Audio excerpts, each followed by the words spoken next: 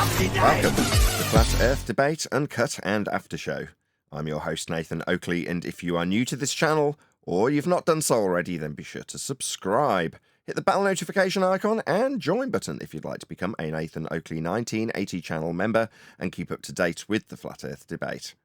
If you would like to support the channel, there is a super chat that runs alongside each of these shows while they premiere, and there's also a Ko-Fi, Patreon, crypto and thanks button in the info box below the video. Speaking of Patrons, I'm going to do a quick shout out to all of you who do support me on Patreon. So a massive shout of thanks and appreciation to Chris Wouters, Mr. Amish, Naughty Thumbnails, Mitch Kennedy, Rod, The Name's Burley, Twad Wazzle, Jason Hornsby, Christoph Fournier, Flat Earth Travolta, J Mels 24, Unamento, M, Iron 26, Eric Troche, Endless, Goldie McKinnon, Retro Bill, Level Plain Poem, Canna Bear, Michael Kahn, John Kays, Patrick Gunnels, Banter, Mel B Styles, Hairy Blade, Mobile Max 777, Rob W, Reese Pound, Del West Watson, Unbelievable Productions, Blue Ridge Ranger, Abraham Mohammed, Skeptic 936, Life is Short, Texas Mike, David Wayne Foster, and Dank. So another massive thank you to all of you for supporting me on Patreon. Now I will hand over to whoever is in Discord and Google so you can enjoy their dulcet tones while I set up for today's live show.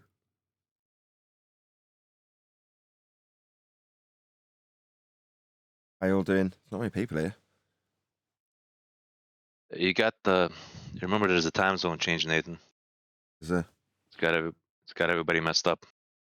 So are we? You guys.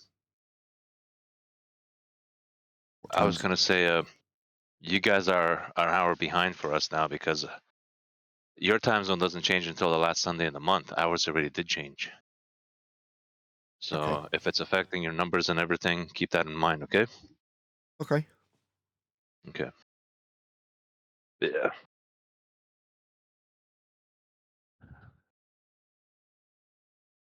This computer is driving me nuts because it's new and it was crashing in a game I was using to test OBS to find out why it was dropping frames.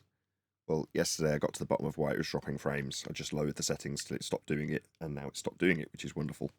But I'm like, okay, but the game I was using to test it keeps crashing. Why is that happening? That makes no sense. So I thought I'll have a proper good look at it. I'll just sit and study it rather than messing around with it. I'll just watch what it does, because it works perfectly for about 25 minutes. And then it starts to go wrong, and then it's just broken. It's like all stuttery and broken and not working properly and crashing. I'm like, okay, what's happening between it working perfectly and it not working perfectly? Well, it's overheating, like you'd expect, because it's a 300 watt chip like the old one in a machine that can only cope with about 130 watts of power. So I'm like, okay, initially I knew that anyway. So what I'd done is I'd limited the power to the CPU to 135 watts. That was the first thing I did before I even turned it on when we put it in Craig's shop. First thing I did, limit the power, turn on the iGPU, a couple of other things, then booted it, and it ran brilliantly, right? The problem is that two of the cores are running so fast when you run a game, they're running at 6 gigahertz, that they alone can overheat, just those two cores at 6 gigahertz. And I watched it do it. I'm like, okay, so it's just like the old chip. I've got to limit it more. So I'm like, I really didn't want to do this. I kind of wanted to just chuck it in and leave it as close to stock as possible without having to meddle with it. However, having spent a couple of years learning how to meddle with it, I do actually know how to do it, which was quite convenient. Other than it's nerve-wracking because I don't like doing it. I don't want to do it, but I feel like I'm forced to make it run correctly. So I have. So I disabled 8 of the E cores. So there's like these efficiency cores that are great if you're rendering video or things like that, and you need lots and lots of cores. Well, I don't, so I've turned half of them off. And the other thing I did was slightly undervolt it by 35 millivolts. Not very much, but just enough to get it so it's basically running all the time at around 100 watts. Oh yeah, and I limited the P cores and E core speeds. So instead of 6 gigahertz, I turned them down to 5.4, the P cores, and the E cores instead of 4.1, I've turned them down to 3.3. So that it's all running a lot slower. Still quicker than the old chip, but obviously the advancements in efficiency mean I can get it to outperform the old chip, which was perfectly fine when it ran, with much less power, which is what it now does. So even when it's balls to the wall running that game, because I had no idea that the game pulled as much power as it did. I thought, oh, it doesn't pull that much CPU power, does it? Well, hell yeah, it does. It can kick up to 200 watts if you let it, just running the game. I was like, bloody hell, that's a lot of power. So, this can't cope with it, hence it's just overheating and shutting down. Not shutting down the computer, though, like the old system would have done. It would have crashed the computer. This doesn't. It just crashes the game, which is great, because it means that if I've got a show running and there's something not quite right, it won't shut the entire system down, which is perfect. You just want a piece of software to go down if it's not happy, not the system. So, yeah, so I've did that. And when I turned off 4 of the E-cores, right, it's making a fundamental change to the way the chip operates. And I knew that when I was doing it. So I researched it for about an hour, triple checked everything I'm changing in the BIOS while I'm checking it and double checking it. And then when I'm finally like, okay, I'm happy that I've done it correctly, let's just apply the changes. So apply the changes. And when you do something like that, what the computer will do is it makes this noise that says, I am completely shutting down. It's like something, it sounds like it's dying. So it goes, bzzz, and then it all turns off, right? And at that moment, you go, please, Jesus, please let this come back on. Please turn back. Please don't say I've messed some of the voltages up. Please come back on. So I'm sitting there praying, and it does. It comes back on. I'm like, oh, thank God. But I'd spent all of this morning, maybe 4 or 5 hours, instead of doing it in the BIOS, testing it with a program called Intel XTU, where you can make these changes on the fly. So if you bugger something up, it'll just repost, restart, and apply all the original settings. So if you go too far, and I could do that, it was really useful actually, because you can run the game, turn down the voltage a little tiny bit, and see if it makes any difference. Then you turn it down a little bit more, see if it makes a difference. Turn it down a little bit more, and suddenly you get this little flashing Wi-Fi signal that says you've got crap Wi-Fi. I'm like, no, I haven't. That's indicative of a fault. So I'll turn it back up again 1 notch. You're like, everything runs fine. Great. I'll turn it up 1 more notch just for brevity, or just for, good luck, or whatever you want to call it, for the just in case factor. And then I ran it for about another hour, made sure everything was working fine, and then applied all those settings to the BIOS, which was when you have that nerve-wracking moment when everything shuts down and you don't know if it's going to come back on again. But it did. So, as much as I didn't want to have to mess around with this PC, given that it is in the original case that's passive and doesn't like to cool very, very much at all, I've had to cobble this PC like the old one. Fine, I know how to do it because I learned how to do it on the old one, but it would have been ideal if I didn't have to do that. But it's nice that having a crappy PC that kept breaking meant I had to learn how to do it. So now it's hopefully going to work fine today. The reason I'm telling you all this is because I don't know if you can hear me, I feel awful. I've got a high temperature, so have both kids and my wife. So it was coming on yesterday. Today I'm fully ill. So if it does happen to crash today, I'm like, that's actually quite convenient because I feel like death. Excuse me a sec. Good. I don't ever recall experience that with the PC, of it slowly shutting down. I thought I experienced the PC CPU. I'm not sure if it's true or not, but I thought I experienced the CPU throttling itself down if it does come through high temperatures. Yeah, I think that's like a built-in that's what was feature. happening. So what was happening is, over the course of say an hour, this previous to now, because now it's technically testing that it all works fine with the show, which I bloody hope it does. If it doesn't, that's just one of those things I'll have to make an adjustment. Anywho, it was climbing up to 70, 75C over the course of an hour. Most people would look at that and go, well, that's about as hot as you really want it to be, but it should still be fine. Well, yes and no. The overall temperature of the CPU is 75, but the 2 cores that are running at 6 gigahertz are sat at 100C. And because they're sat at 100C and power limited, they're not only fluctuating their clocks because of temperature, they're fluctuating the clocks because of power. And the game just didn't like it. It's like, no, I don't like that. And it just would close down and give a memory warning saying you've run out of memory on your GPU. And you're like, no, I haven't. So that was what was happening. But it's just unstable, basically. That's pretty much the definition of being unstable. If you're fluctuating power limits, fluctuating temperature limits, yeah, that's bad news. So having watched it done it, I'm like, At least I know that's the case. I only checked because I looked on a forum. You should never do that. You just don't trust people on forums. But of all the fixes I was looking for this specific game, this Fortnite game that I test with, one person said, "Oh, I just turned down my undervolt." I'm like, well, my CPU's not undervolted. Surely that's not it. But after about 20 other things tried, I'm like, maybe it is time to start messing with this brand new CPU that I've just stuck into this computer with a brand new motherboard and brand new RAM. I've got no choice. I'll have to fiddle with it. So I did. But as a whole, the issue, I'm quite proud of myself. You know, the fact that I could get it from being stuttery garbage and juddering and jerking and crashing to running perfectly in the space of a couple of days. I'm quite chuffed with that. Okay. Micro stutters, eh?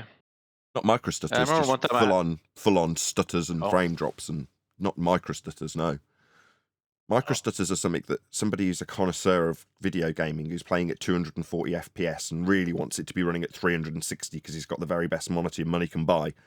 That's someone who complains about micro stutters.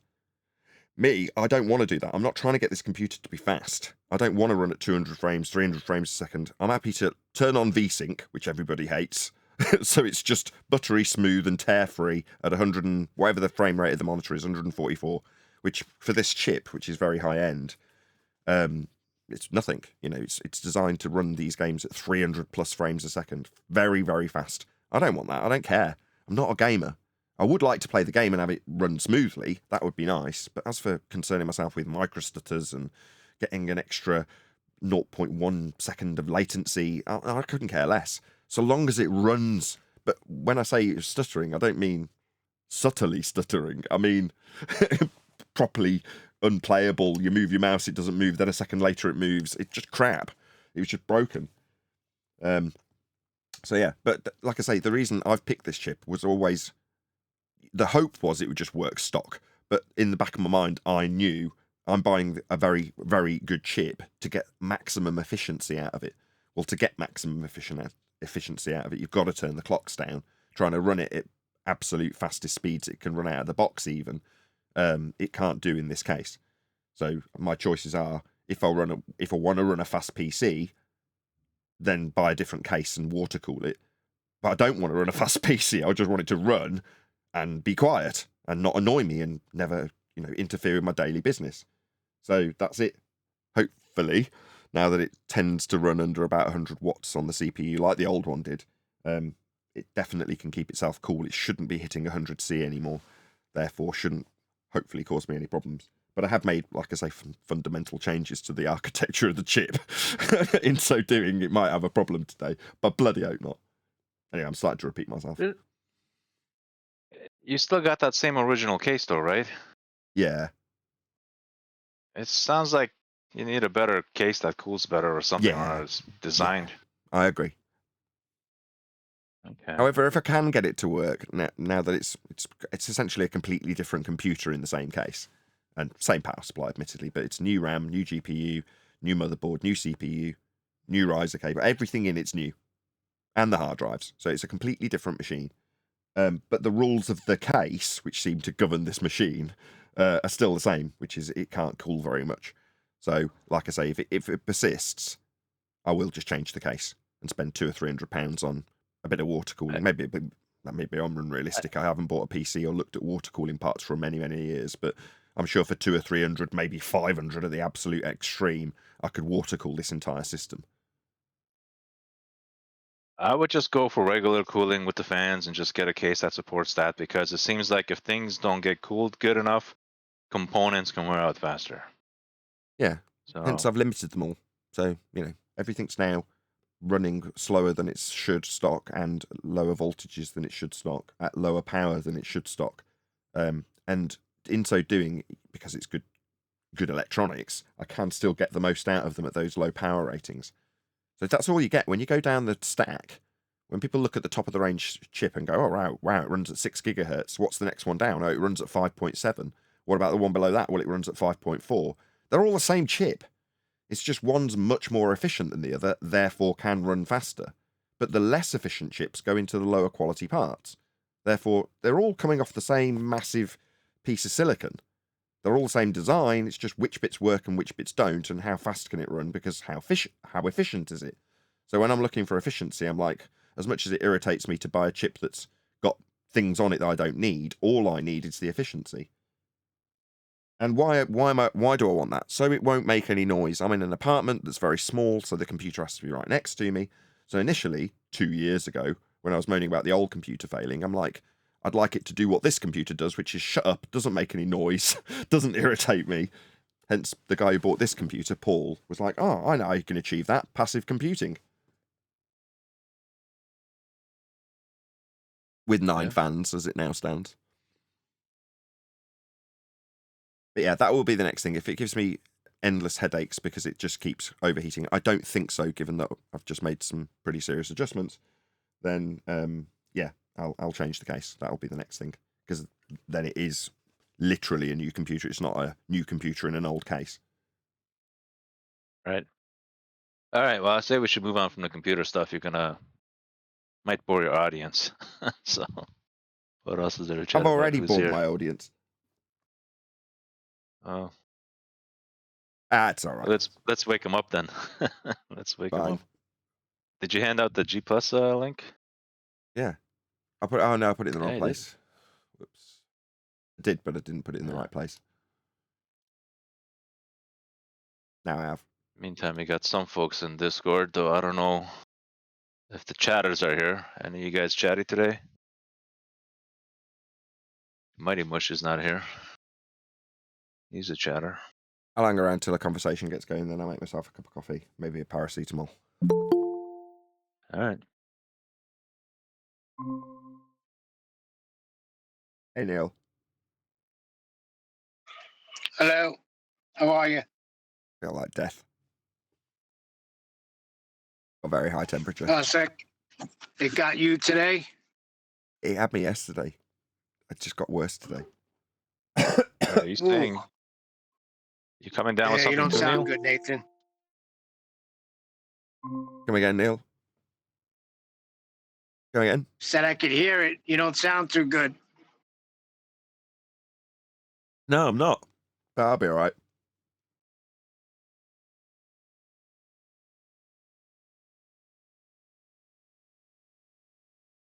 What about you, Neil? Are you good? Yeah, I haven't picked up what my boys had.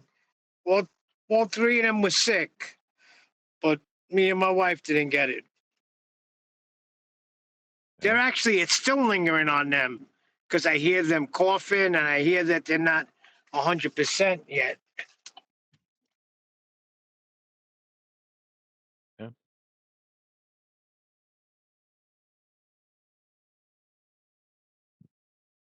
Righteous. I couldn't come up with some stuff on the spot yesterday, but did you look into it any further? With the claims of well, when Adam said Jesus himself never said anything about a sacrifice like of himself. Were you not more interested in the discussion with Lumpy about flat, not flat? Yeah, I was, but I just wanted to ask Righteous if he went and did a little more looking, or that was it. He was satisfied with that. No, I didn't look. I might have not understood some of the other things Adam was talking about. I understood one point of the thing he was talking about, but I'm not sure what you're referring to. He was saying that he has problems with Paul's letters, and that's where the blood sacrifice really comes in, and it's spoken about a lot, but it doesn't see anything Jesus saying it himself. But I'm thinking about the Last Supper. I mean, you can't get any more plain than that, you know? But anyway, yeah, Lumpy. What's that got to do with? What's that? What's that got to do with the prostitute in China? I don't know, but I never asked Adam that. I kind of like knew where he stood, but I didn't know it was to that extent. But he'll be fine, hopefully. He desires what we have, and he'll get it if he's one of the chosen. You asked a good question. What about the apostles, right? Like the apostles of the Lamb, like Peter, Then there's John. Then there's James. Jude. Yeah, they what were about those all other guys? crucified. And they were all crucified horribly. No. One hold on, upside Neil. down because he didn't think it was worthy. No. I'm not into the extra biblical books or the extra history about how it happened to them. I'm talking about, does he believe their account? Because I thought that's what you asked Adam. Hold on a second. Wait, when did you hear me quote? Where did you hear me quote from an extra biblical book? Maybe it's not extra biblical. Maybe it's like just history as out there. But like how they died, right? No, that stuff is not in the canon. Peter said it. What did Jesus say to Peter? You'll be led where you don't want to be led, right? Right. Signifying the way you and then Peter didn't think it was worthy to be crucified regular, so he got crucified upside down. Now I don't know, that might be in the historians' books, but Jesus himself basically mentioned it to Peter. Right. If I just stick to just the canon, I don't get any of that stuff that you mentioned, Neil.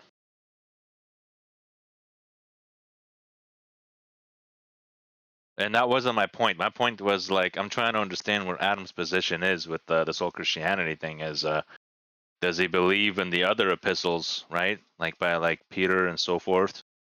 And then the other thing is like, does he even believe the Gospels? Because it almost sounded like he doesn't believe anything in the Gospels either. So then why is he asking what Jesus said? Because I'm not sure. Does he believe the Gospels? Because he was talking about that Emmanuel thing, like maybe this Jesus fella is not. You know what I mean? It almost sounded like I said, I don't know his position. I got to talk to him personally. There's no point in speculating. So as a result of not knowing his position well enough, I can't comment on it. Does that make sense, He Neil? told us his position yesterday. Sorry, one sec. Brian, I'm going to lean on you quite a lot today because I'm really ill. Is that okay? Yeah, okay. Just give me 15, 20 minutes because I'm not at home. But okay. yeah, it's fine. No worries. You're not well at all. No, very bad. I was awful yesterday. I'm just terrible today. But I'll be all right. I tried to waffle on about my computer and it's now sapped all the energy out of me. Anyway. Okay, look, I'll help you out as much as I can. Hopefully Adam will be in as well. Hey, if you need me to, I can let my kids yell in the background so there ain't any quiet time. Right, and to go back to what Nathan said, Nathan thought Neil would be more interested in that conversation with Lumpy, and that's what I was thinking about a lot lately too. That's because there was a lot of stuff revealed in that conversation with Lumpy, and it was off record. I don't think it was recorded, that part, right, Nathan? But it got me thinking. Let's just say that. Why you didn't know where Lumpy stood? That's not the first time. I know you know that. No. Not where Lumpy stood, where you guys stood, or where Nathan stood actually, and where Brian stood. That never came out to me before ever. It only came out to me that day, yesterday. Yeah, I never heard. I don't recall ever hearing what I heard from Nathan and Brian that before. So yeah, I thought it was pretty interesting, Nathan. You're curious about my position, anyways. Yep. But it was off. It was off air. It wasn't recorded.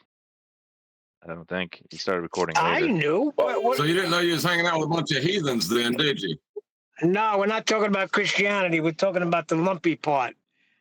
Lumpy came in and was saying it's not the ground. The measured flat thing. That was the subject. Well, what things did I say, Righteous? Was it that were surprising to you or not what you had heard before? Well, what your position on it was, and what Nathan's position on it was. That's it. I didn't know those. Like what? My position with it was two measurements, one correcting the other, like that. That you didn't agree with the term.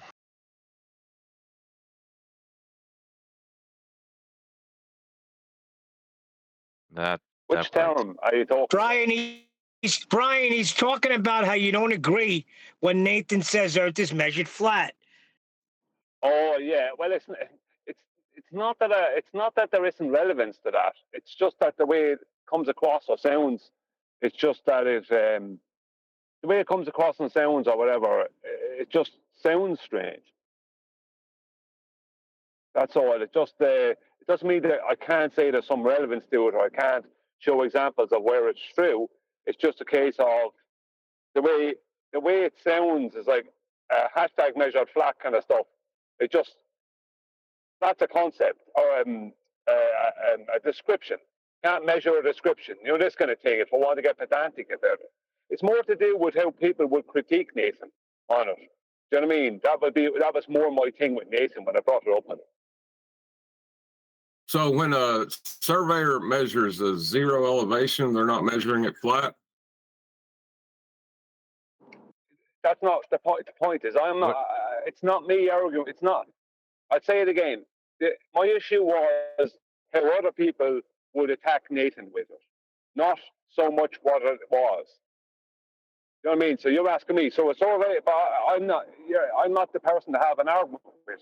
I'm talking about the people who will attack Nathan on it, and that was my issue with Nathan. Not an issue with Nathan, but my issue with the thing was that it could be used against Nathan, and that was how I put it to him. No, were you around when I was discussing with Lumpy earlier yesterday, Brian? For a while, yeah, Nathan. I had to leave about 10 o'clock our time, but I was prior to that. Okay, well, Lumpy went through all of his objections, and I took him through how his example required an acknowledgement of Earth being a horizontal plane of reference in order to have his objection about the measurement with respect to the reference of the angle, using the Earth for the height and for the horizon, like you argued with him before you disappeared. Well, at the point that I got him to understand that all of our opponents on the globe side are more than happy to concede that Earth is measured flat, but it's only because it's so big or similar things. In other words, they'll use the terminology, yeah, okay, it's measured flat, but that doesn't mean it is. And I even dug out, and I'll play it for you now in a minute, an example of a fundy doing exactly that, saying, yes, it's measured flat, but that doesn't mean it's flat. Well, once Lumpy understood that, yes, the phraseology could be, I don't want to say it could be better, because I think it's a fantastic phraseology and very impactful. And we went through all of the alternatives that could be deemed slightly more accurate to somebody who does understand that Earth is a horizontal plane of reference, but the angle itself isn't necessarily considered an Earth measurement. It's an angle measurement with respect to Earth. Therefore, there's a bit of wiggle room for somebody who does understand that it's flat, but wants to object. So that was the basis for it. Brian's dropped. Hopefully you heard a majority of that. But it was useful. That was very good how you explained it, because that got through to Lumpy, where in time past he would just keep resisting. Well, I wanted to have the way you broke it down, he caught on. Exactly. I wanted to have that. I've been meaning to have that conversation with Lumpy for quite some time. So when it just so happened that I'd hung around and wasn't recording anymore, and then the conversation kicked off, I got to listen to you, John and Brian, chatting with Lumpy about the subject and get to hear, without me interrupting, what his position really was, and sort of dissect it in my own mind, where his objections lie, and are they relevant to the discussion. Now, at the end of that, I still explained to him that I appreciate the negative aspects that a flat earther can critique in the statement, Earth is measured flat, but I don't care, because the requirement to accept Earth as a flat plane of reference to critique it is a prerequisite to critique it. And at that point, I don't care. If you are of the ilk that understands Earth is a horizontal plane of reference for all measurements, then the fact that I say Earth is measured flat and you don't like it when I talk about an angle measurement that's referencing the height of I or the horizon, which is the ground, Earth, then you're perfectly welcome to your objection. But you also understand Earth is flat, though, yeah? And you must to have this argument with me. Well, then, great. Job's a good one. But in terms of the person that isn't appreciative of the Earth being flat, yeah, it's not going to make any difference to them when I describe the angle measurement with respect to the line along the ground to the GP, how it functions, how Earth's flat, how it's a horizontal plane of reference. When I get into the wrangled angle of what we're measuring and how we're measuring it, it's still flat. Yeah, but what's interesting is how he explained that that's what Anthony was trying to say, but doing a bad job of it. So I would like to see what Anthony thinks. That isn't what Anthony was saying. That isn't what Anthony was saying. You were there when me and Anthony had it out. That is not what That's what I don't understand either, Brian, because I know exactly what he was saying. Anthony was. You were there. You were there. I'm sure you were there. You were there. That is not what Anthony was saying. Anthony was talking about horizons in the sky. Anthony was talking about. Can I finish? Anthony was talking about horizons in the sky, and that the surface has nothing to do with the horizon. That's what he was saying. Yes. That's absurd. So when Lumpy said Anthony was trying to say it badly, that's what I didn't understand, because I was there and I know he said that the horizon was not the Earth. Yeah, I mean, maybe he was shooting for an objection to the statement that Earth is measured flat. Maybe that's what his intention was when he came in, but his argumentation didn't point that way. Therefore, he got shut down, and he didn't like it, and has fallen out with us as a result. Before that happened, I'd spent several hours, in fact all morning that day, with Anthony on the phone, with him shutting me down and shouting me down constantly in the conversation back and forth. I was laughing at him, going, you're being a rumpus, and telling him what he was doing, whilst trying to, I was actually very calm with him because I didn't care about it particularly, as much as he was getting very exasperated and shouting me down during that private phone call. But then he continued to do so on the show. I'm like, oh, no, the rules change now. You get the same treatment as everybody here. I'm not going to just sit on a private phone call tolerating you rumpusing the crap out of me because you're my mate. Now the standard changes. You're in the show. If you want to continue doing it in the show, you're going to get shut down pretty quick if you're talking nonsense. Yeah, and remember, Brian, after I read that thing that Anthony sent me, that's when Lumpy jumped in.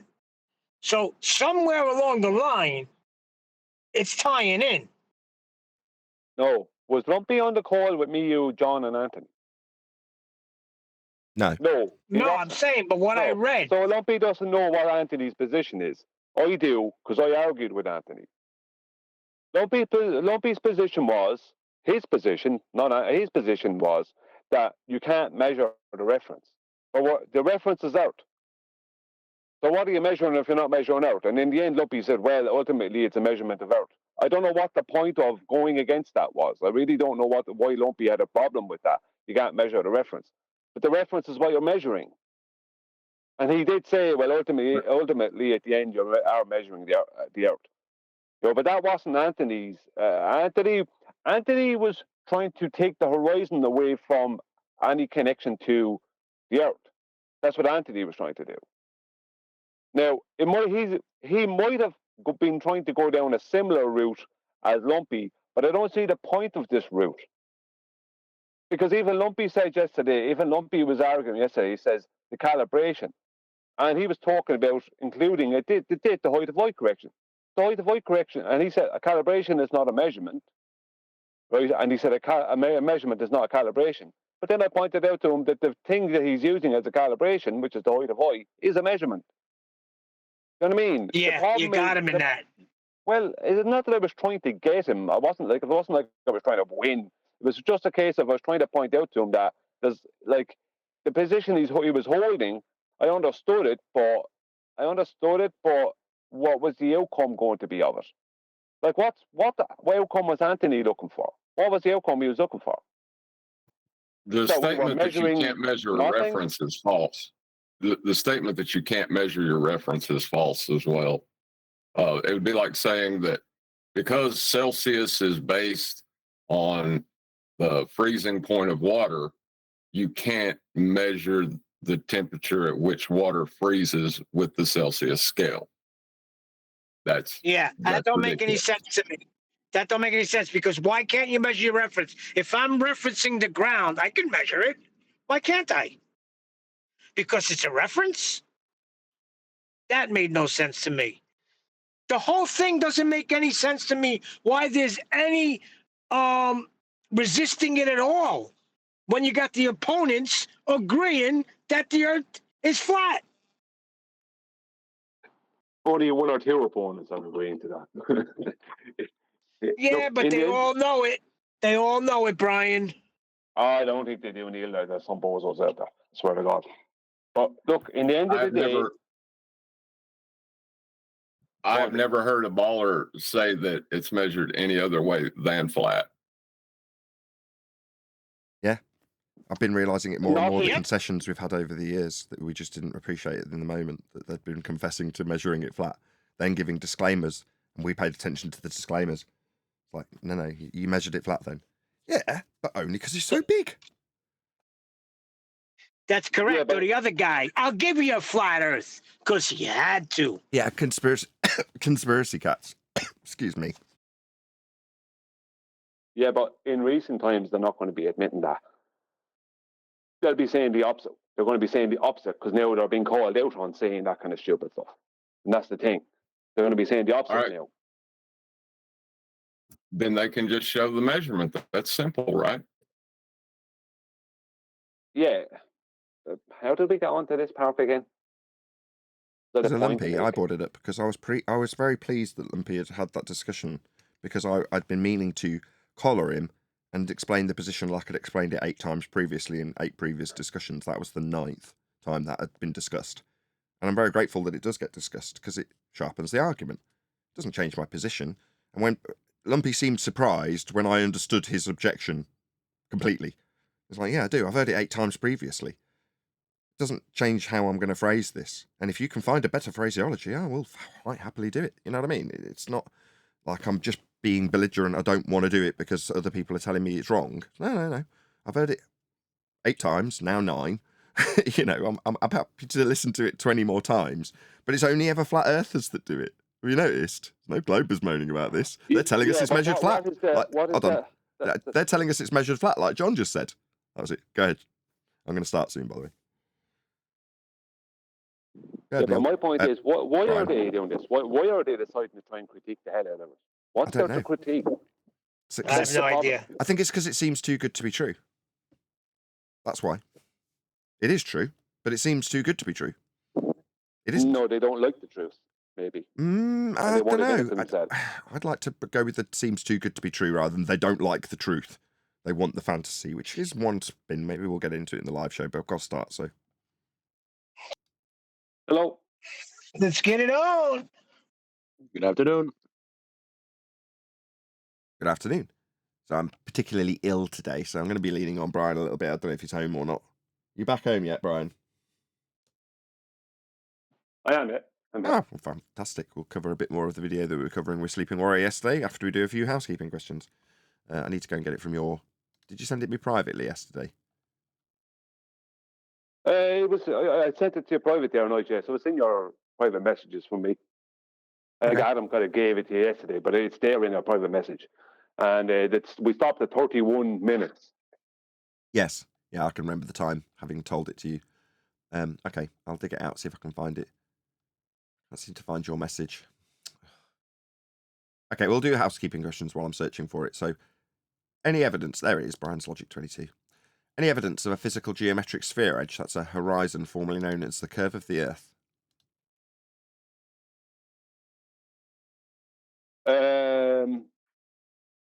Well, if there was, they'd be referencing it when they're trying to get the latitude via Polaris and the visible sea horizon, but they're not.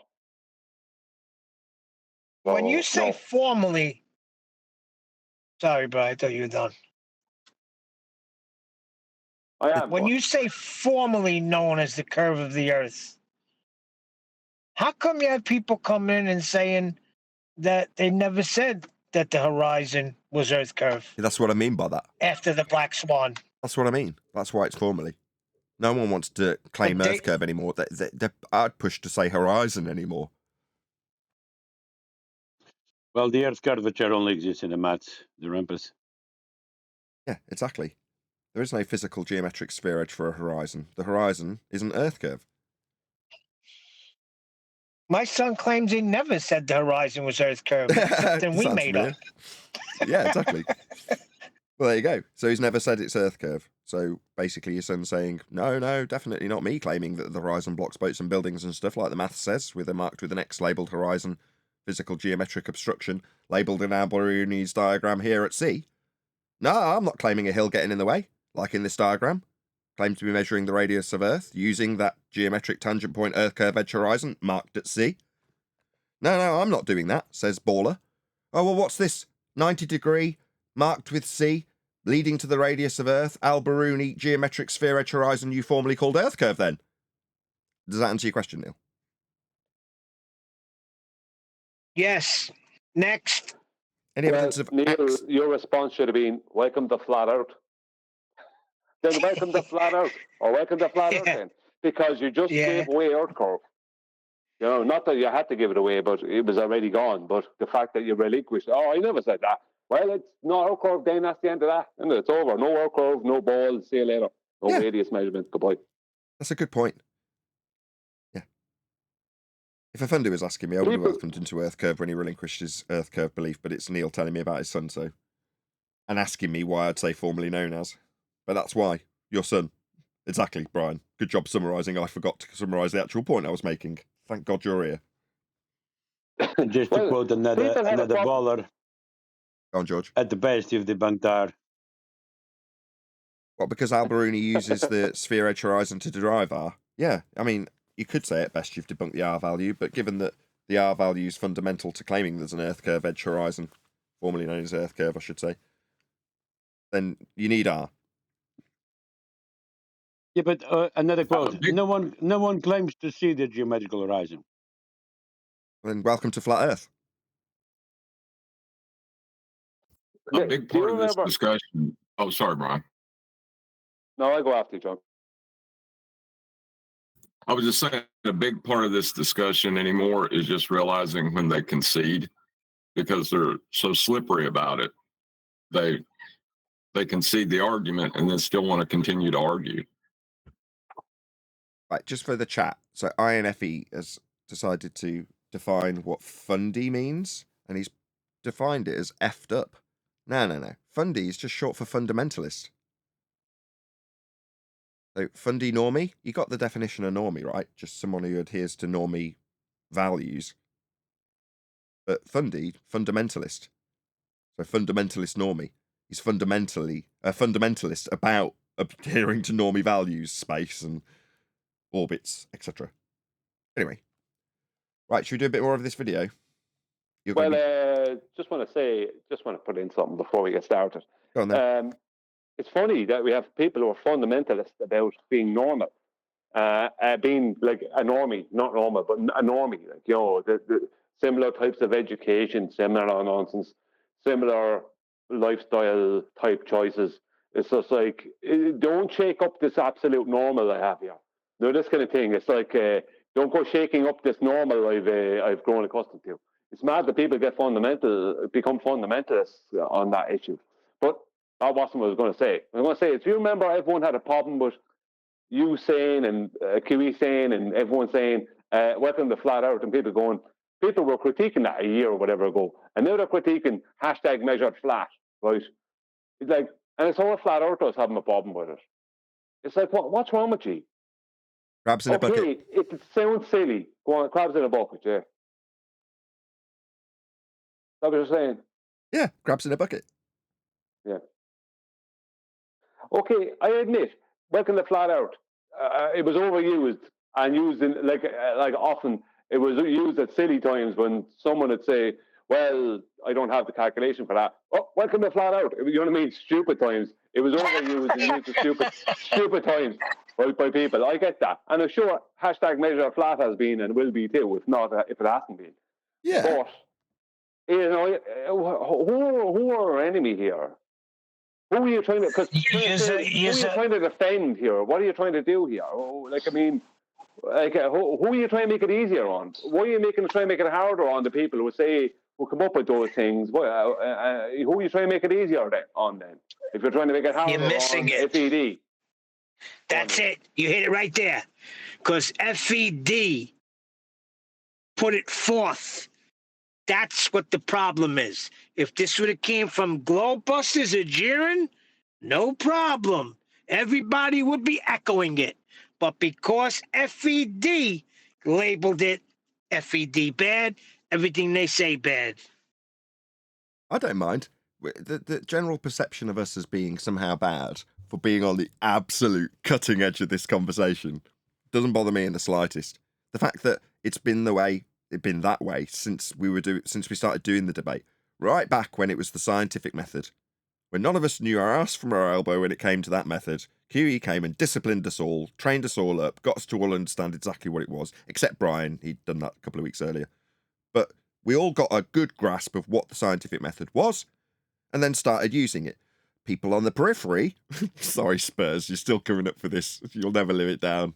Spurs got a general idea about how it worked, in argument's sake, and then started going around asking people for independent variables for concrete nouns. And looking very silly as he did it. Now, don't get me wrong, there's no way Spurs Chemo would do that today. He's very, very well acquainted with the scientific method, can kick some serious ass with it.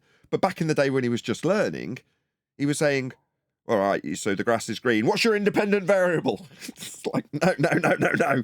First of all, is it a phenomena?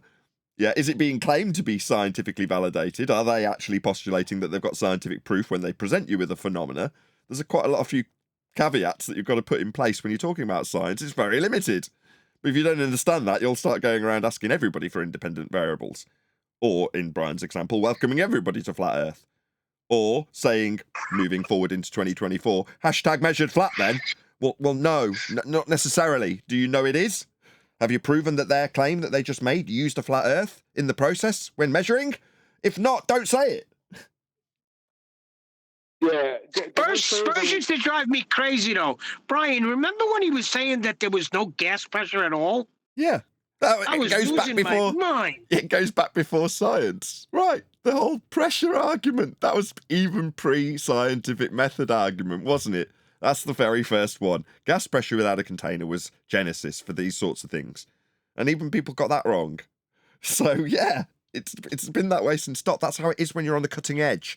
When I say to my audience, look, it's going to take me 10 attempts to understand this. Keep telling me. And eventually it'll sink in. I'm the host of the show. I'm doing it daily. So what does that mean for the rest of the people? I'm not saying people aren't smarter than I. I'm sure there's plenty out there that are smarter than I and that can pick it up quicker than I do. There's plenty on the panel with me now.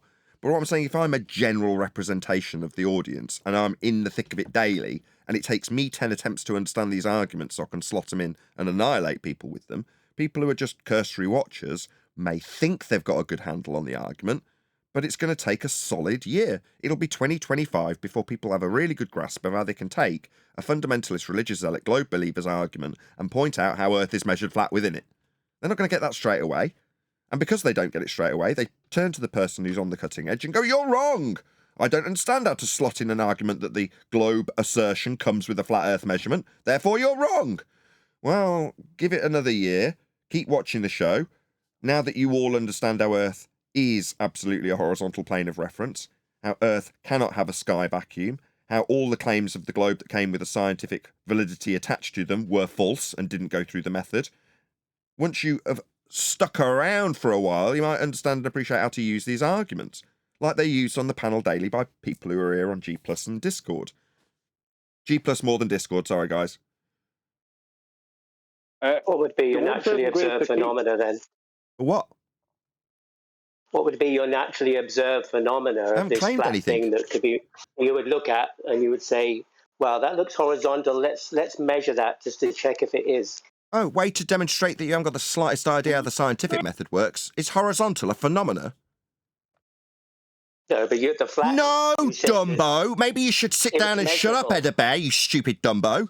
No, it is not a phenomena, yet you're asking me what I would do with it as a phenomena in the scientific method. Sit down, shut up, you don't understand science. You're about 5 years behind the rest of us, Edda Bear. Stupid man. You said that Stupid man. Like Spurs Chemo, doesn't understand how the scientific method works. Ask me to science a concrete noun. What a clown. You are 5 years behind everybody, Edda Bear. You don't have a naturally occurring phenomena. What, in the horizontal that you asked about? No, you don't have a phenomena in your question you asked me to justify with the scientific method when it's not a phenomena.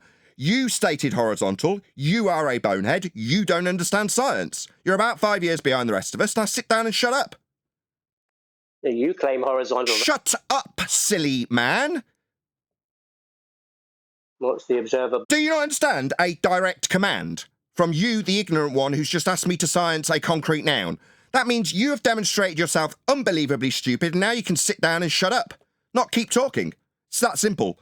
Based on your ignorance, I'm telling you that no, nobody's going to be sciencing concrete nouns as you suggested, Eddie Bear. Based on your ignorance, you've got nothing else to offer this conversation. Sit down, shut up. That's 4 times.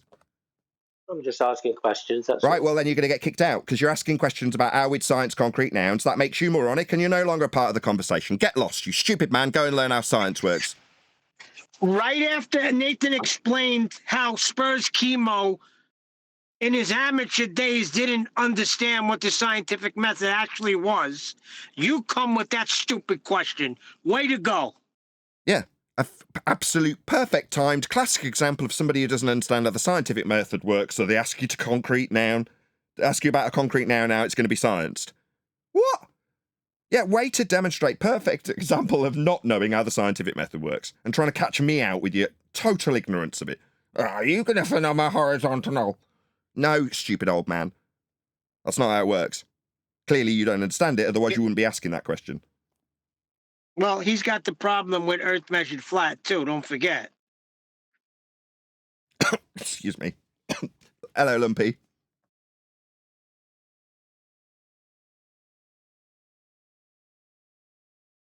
Right, can you hear us? Go on, Lumpy, can you hear us? He's flashing, he's just not talking. Okay, well, I want to thank Lumpy, because Lumpy took us through, admittedly it was the 9th time we'd done it, but the exercise of questioning our validity for hashtag measured flat. And at the end of the process, he was, I hope, quite pleased with the outcome, and I thanked him for critiquing us. I just wanted to do that again. Also, Stacey, I want to get in touch with her. I'm sure you've all been seeing me trying to track her down in the Skype threads. But I want to have a little chat with her like I wanted to have a little chat with Lumpy, but that was fulfilled yesterday. Because from listening back to the show, she was hard done by as far as she was concerned. Now, right or wrong, I want to at least talk to her about that. Because listening back, you go, okay, yeah, you seem pretty pissed. Rather than all the commenters which have gone, oh, you've lost control, Stacey, which is what I said to her in the moment. Not reasonable. So therefore, I'm going to have a chat with Stacey if I can get a chance to. But as it worked out with Lumpy, it just seemed to happen after I'd got off air. He joined the show yesterday and we happened to have it out for 2 or 3 hours, which was wonderful. So Lumpy, hopefully, if you're just not wanting to chat on the live stream, that's fine. But I felt that Lumpy had appreciated. Can I be heard? Yeah, you can now. Go ahead. Apologize. Yeah, it was a good conversation, and thanks for the time. And I appreciate the open door and to not get my head chopped. Appreciate all that. I'm just trying to help. That's all. You are. It was heated between you and Brian. That's how it's supposed to be. That's what the show is all about. The fact that we're being confronted by our own side to say, no, I'm not 100% sure that you're right with this hashtag measured flat stuff. So I'm going to explain my criticisms and my feelings on it. Not feelings, that's the wrong word. But you know what I mean? How I see this. And critique it. Yeah. Well, at the moment, as I pointed out to you, there's plenty of globe earthers that aren't critiquing it. What they are doing is admitting that it is measured flat, but that's only because it's so big and that. So they're happy to use the phraseology. I'll give an example of that. I gave it you yesterday. I'm going to play it for the audience in a minute. But yeah, it's that's how it is. You know, once you get to the point of no. Is it actually a measurement of the reference that you take your height of eye to when you measure the ground and how high you are above it with respect to the point in the distance that you're going to be measuring with the horizon? That's the ground. But it's the angle that's actually the measurement. Therefore, is it strictly true to say hashtag measured flat? Well, to ask this argument, you've got to understand and reference the horizontal plane of reference that is Earth to be critiquing this. Therefore, who cares? Right. Not who cares. I do care. Yeah, I do want to have the conversation. I don't want to... This is coming off badly because I'm poorly. I just don't want to give the Globers any kind of like a foothold in that at all. That's one of my concerns too. Is that I don't. But now that you've said it in my opinion in that way, then it proves that you have a firm grasp on the understanding of it, and that's kind of where we need to be, in my opinion. I completely agree. But you've got to remember that we were discussing it I'm going to go with 2 months before we even entered into 2024. We were discussing how it was going to be phrased that way. Oh, I know. I remember. I was trying to come up with something too. I couldn't. I still can't. If I could, that was real good punchline. I would. Ultimately, it is measured flat. Well, there's calculations involved, but at the end result. But yeah, I couldn't either. This is a humbling thing, flat Earth, for sure. Like you had There's mentioned, nothing more powerful than Earth's measured flat. Okay, he's given his testimony. Can you just let him? Yeah, it's just it's how it's gone the whole time for me. It's I have to hear the argument and then have to work it out for myself. And for example, I would say triangulation when it's celestial navigation. Then I had to DMQE as to why not triangulation, and it has to do with that Z height. And then I had to agree. Okay. But I had to ask the question and I had to get the answer because I couldn't work it out for myself. Right? And I was grateful he answered. Yeah, every time I have a question, he answers. So, yeah, it's been really awesome in all ways to be part of this, but very humbling because, like I was trying to say, none of this stuff I've been able to come up with on my own. I've had to hear it. At least I resonate with truth, and I can understand it once I presented with the idea. So, and thanks for everything. Nathan, your show is, you and QE got my head straight, and I really appreciate that. I suppose we're not monsters. It's, and we've got people like Brian who can thrash these things out in a very educated manner, better than I, because he's less lazy. Before he corrects me, I just want to play this clip because it's a specific example where one of our opponents has, they're not objecting to this Earth is measured flat. They're agreeing with it. And I just want to play this so you've got an example on record. In my opinion, basically, to extrapolate this, yes, you are measuring the Earth flat, but the Earth is not flat. That's what we need to get at. I love that. Anyway. You're missing the biggest one of those, Nathan. Everyone's a winner at Curry's. Claim a guaranteed reward of between £10 and £2,500 on selected. Clearly not on the ball, sorry. Yeah, you're missing the biggest one of those. Because every time MacTune brings up his challenge, he's bringing up the start of his challenge is where he has measured a horizontal plane. The start of a challenge, every time MacTune is hashtag measured flat, MacTune. Because the start of his challenge involves measurements of a horizontal plane. You know how many times I've told him that? Personally. How many times 88. I've told MacTune personally? 88 times so far. I'm sure it'll increase. I want to get to 100. I want to beat Conspiracy Cats being, I think it was 100 plus. I can't remember the exact number. It might have even reached 120 times that I told him you can't have gas pressure without a container. Without him responding to it. Well, with Toon, more recently, it's you're going to need a flat earth for your elevation angle measurements used in your challenge, Toon. 88 times. What I don't get is why it's always people who aren't Globers who are critiquing the hell out of things. And I understand critique, fair enough, you want to critique it, you want to find out why someone's saying something, and it can end up in a situation like with Spurs years ago where he didn't fully understand the scientific method, so he ended up using it at times where it wasn't applicable. That can happen with people. But why are people so worried about what the ballers are going to say or do? Who cares? Yeah, we've got dicks like Edda Bear. Leave them say it and do it, and then we'll deal with it. Because they're not. You can predict them, and they're predictable and unpredictable at the same time. If you understand what I mean. It's like you're wasting your time. You kind of know what they're going to do and what they're going to say. And if people who aren't ballers are critiquing the hell out of other people who aren't ballers, the ballers don't have to say anything. You're doing their work for them. Leave them do that work. Yeah, Leave them do that. I completely agree. And not only in the sentiment of getting them to do the work to bring in the subject, they should be making the claims. We shouldn't be preemptively telling our opponents how Earth as a ball should but doesn't work. Should be telling people Earth's measured flat and showing them examples. They're on screen now, by the way. Yeah, well, they say hashtag measure flat or Earth measure flat, right? It's an okay statement to make, as long as you can support it with some information and knowledge. If you can't support it with information and knowledge, don't say it. Or don't say it. And if you hear a baller talking about orbits, right, you can just say you're going to need a flat plane for that, because they will.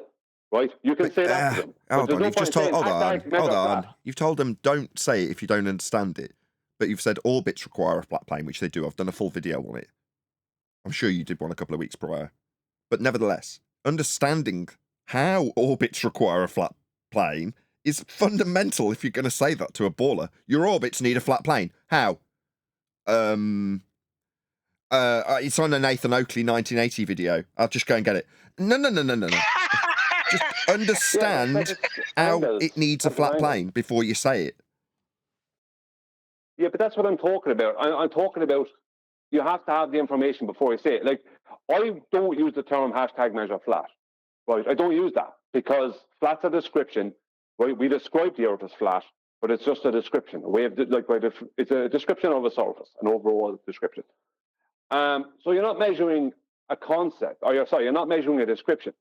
But if you're talking about celestial navigation and aerospace, you're measuring horizontal distances across a flat horizontal plane that can be described as flat. Right. So in that, you can go through it that way and say, because of those parameters I'm adding in, I can make the statement that #measure_flat. Right. But if you don't understand all those parameters and someone brings up surveying and you're cough, you don't understand what the flat means, how it's defined, you're going to put yourself into hot water. So learn before you start saying blanket statements like that. You have to be able to support the statement. Now, as I said, I don't use it. Nathan uses it. Other people use it. I don't use it. But can I ask you a question? If you're going to use it, go on. It's zero elevation a measurement? Yes. Measured flat. There you go. It's a baseline.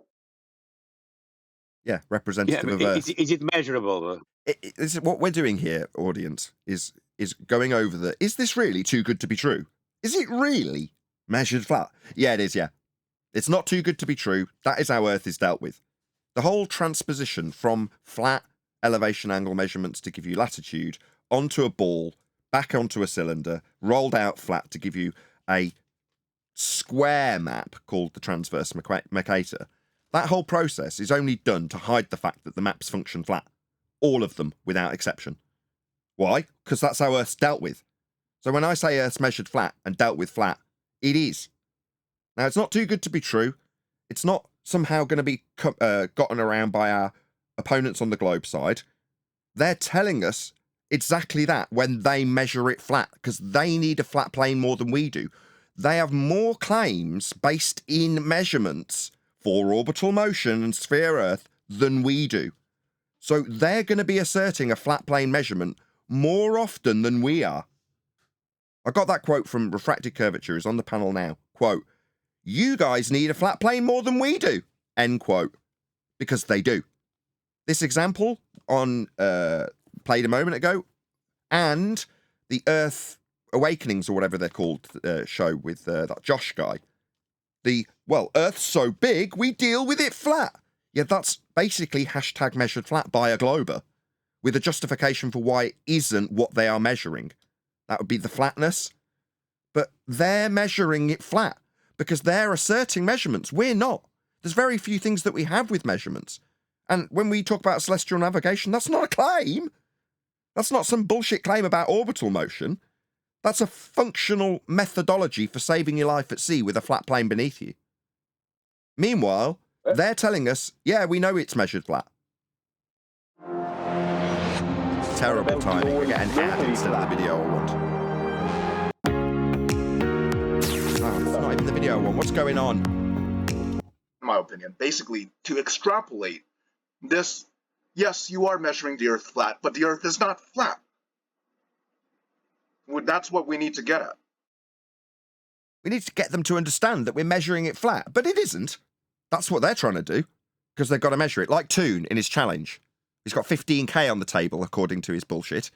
15k for you to explain how angles measured off a flat plane work on a flat plane.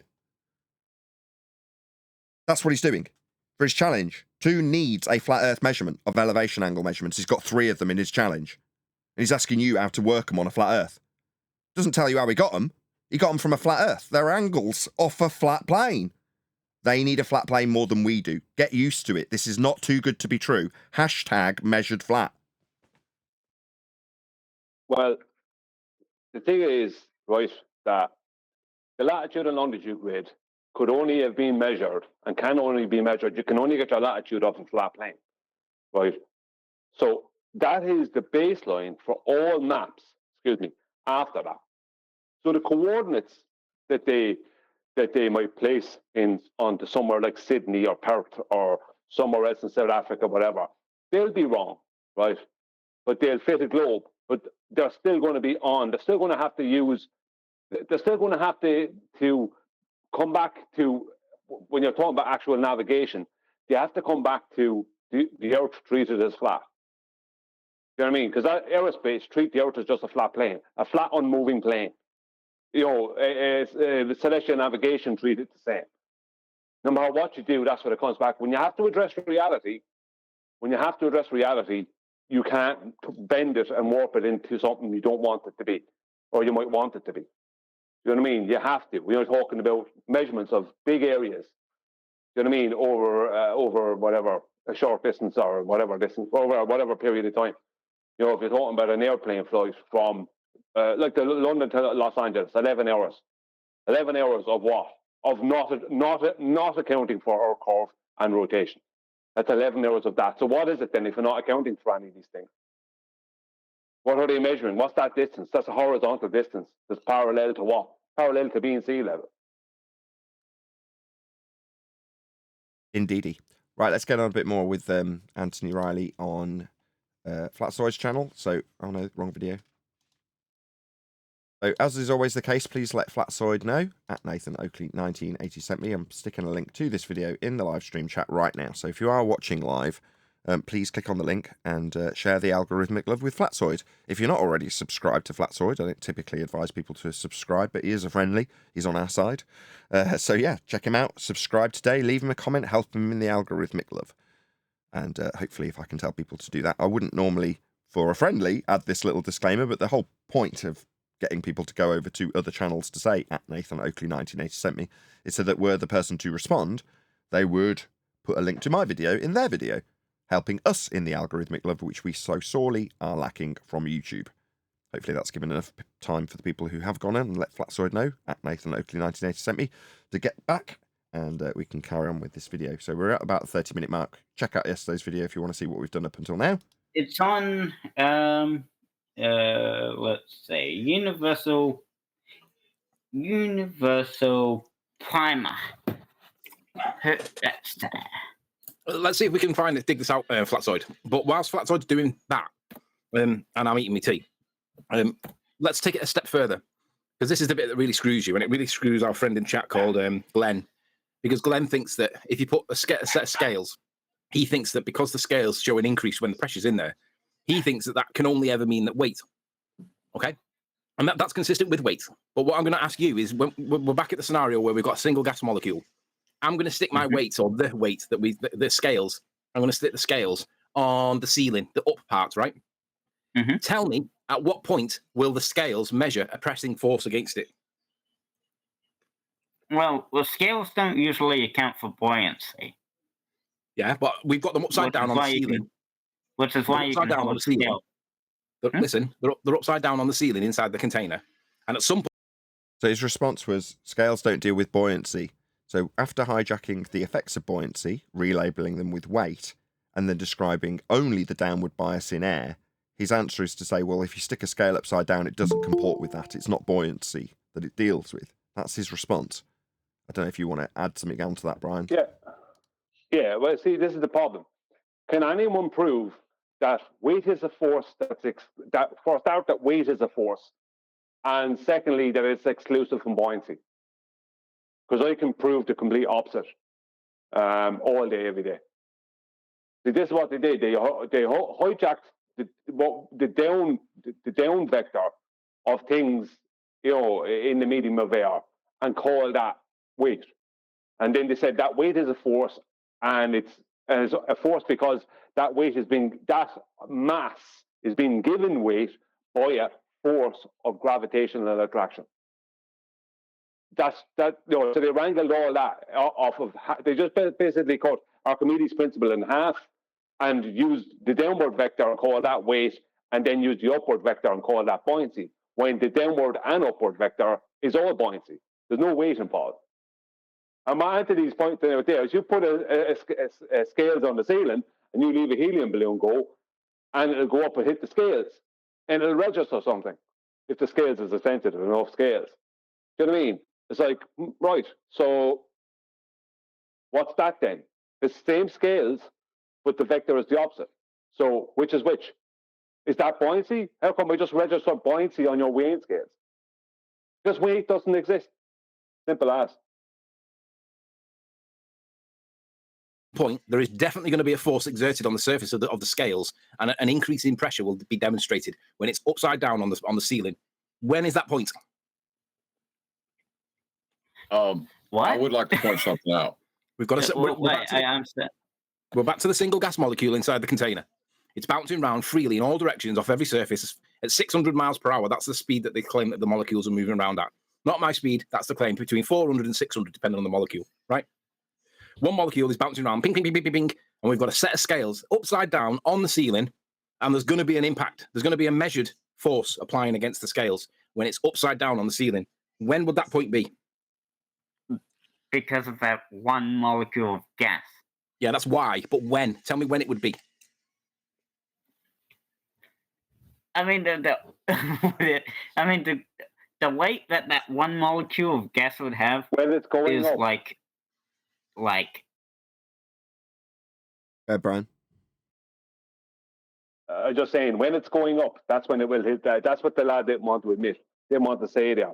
It's when that molecule is going up, it'll hit that scales. John was trying to say something as well. Refracted, John. Oh yeah, I was just going to say weight as a downward vector. That's only with respect to a horizontal plane of reference because it's in an aspect of the vertical. This is an argument within a flat plane. You're going to need a measured flat Earth for that. Non-existent. So then there's no weight being pressed against the scales. It wouldn't really register on a scale. No, but so then there would be no weight then, because if you're going to say that it wouldn't, there would be a weight. It would just be neglectable. Right, negligible. Yeah. Yeah, that one.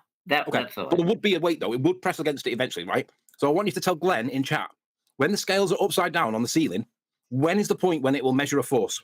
The very, very sensitive ones, the NASA specialists, the 15 billion pounds in, they're very sensitive and they can perceive it. It's measurable.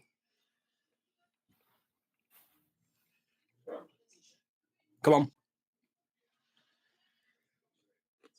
We'll spin through while I'm being fed. I hope you guys are enjoying this. Thank you for everybody that's just joined. Good to see you guys. Hit the likes, share the show. Say again? It's good to hear it because the little bit of silence shows that he's waiting for someone to tell him what to say or what not to say.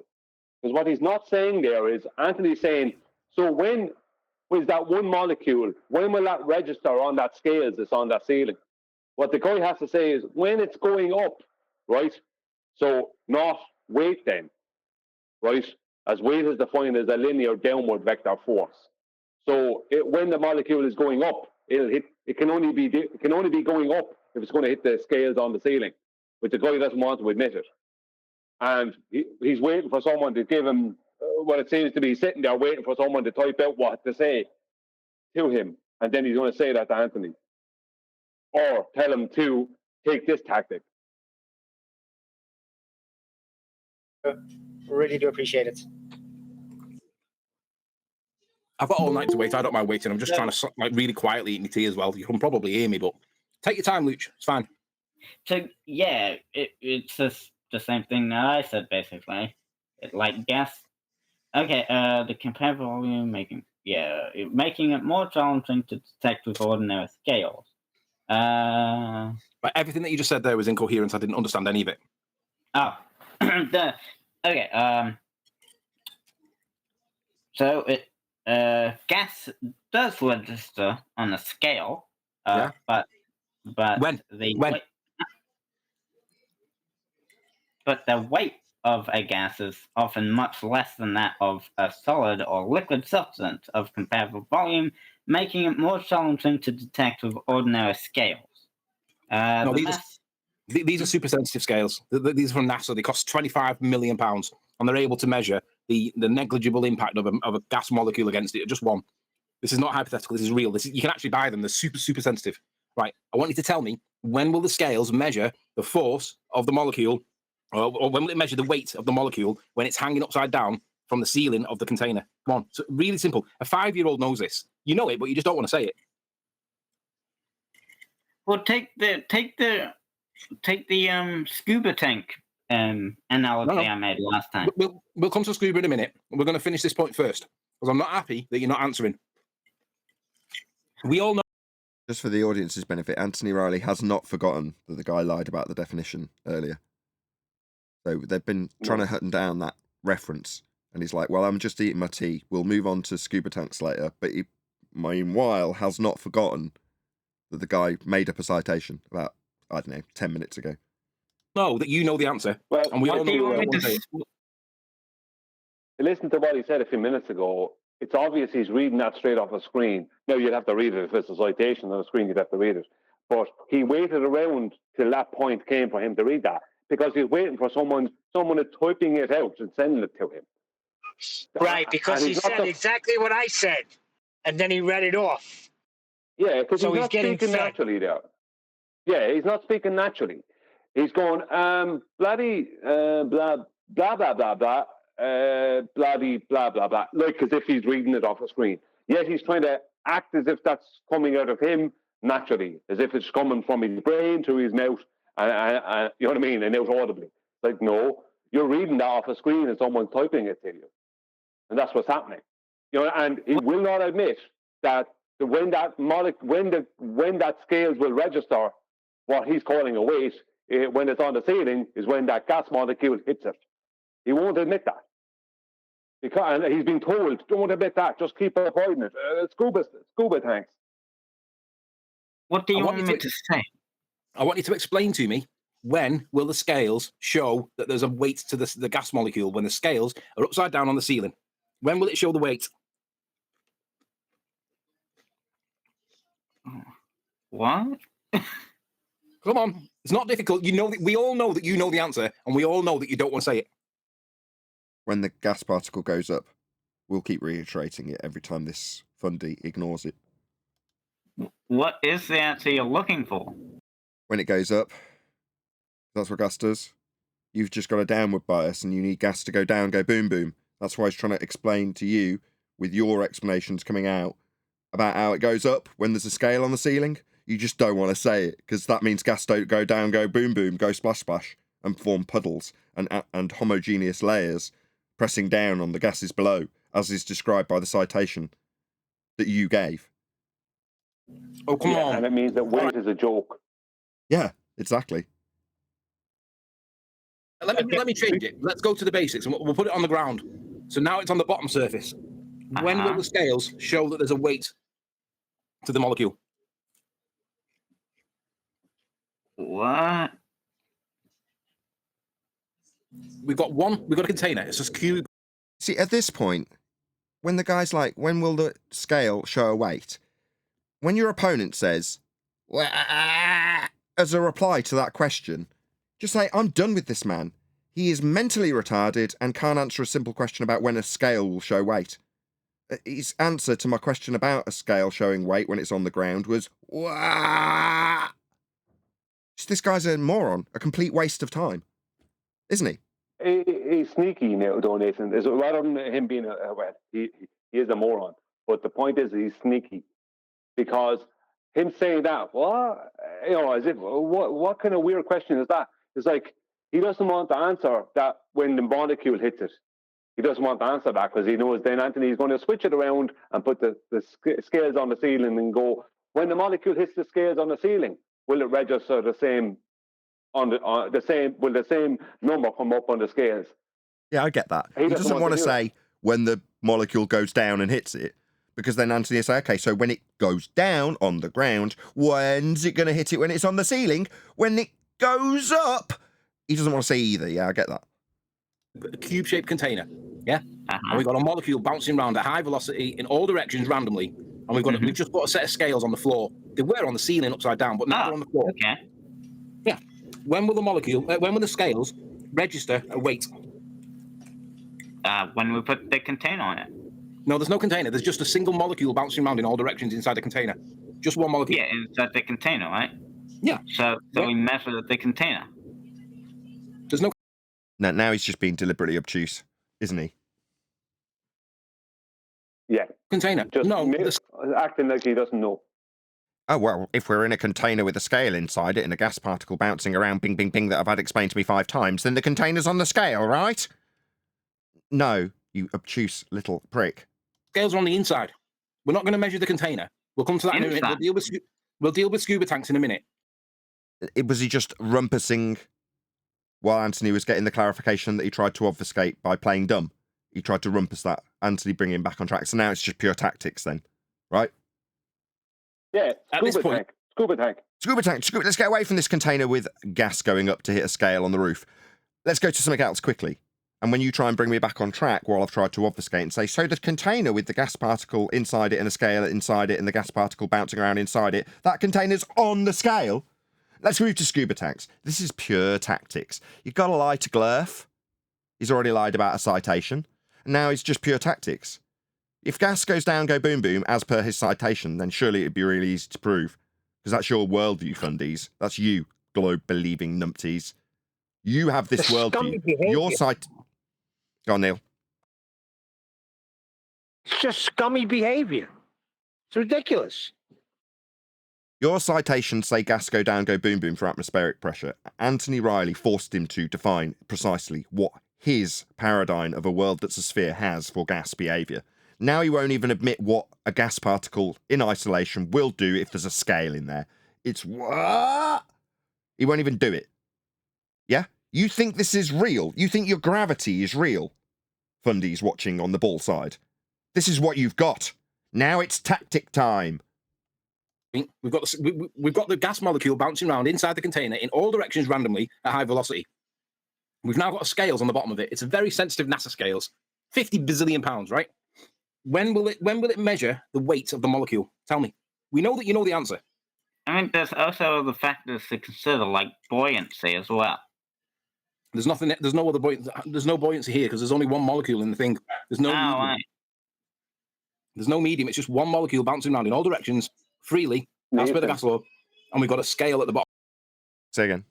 So, very quickly. Yeah, see, when I told you, and I've said this yesterday, and I said it to you, I think, privately. When push comes to shove, buoyancy. Yes, you did, Ryan. That's every single time for the past 9 years. Where's your weight? Buoyancy. Yeah, and weight as a concept comes out of buoyancy. So what you're saying is purely hypothetical. Here we go. Back to his lies. He's given a citation that says natural laws are hypothetical, so now what Anthony Riley's saying is purely hypothetical. Yeah, his description's hypothetical. It's describing gas behaviour based on natural law. Again, he's being obtuse and deceptive and a liar because he's backing this up with a deceitful citation. And theoretical. No, I'm trying to see if you understand your own argument. I'm trying to steal on your argument for you. And by deceitful citation, I mean he lied about having one. He hasn't. He made one up that says that natural laws don't apply because they're just theoretical. That's not true. They're laws of nature. They describe that which occurs always. But by citation, according to him, lie. No, this is all just theoretical. By that he means not real when he's describing gas law, gas behaviour, how we observe gas to behave in all circumstances by way of a natural law. Now, it's not a natural law. And what, buoyancy?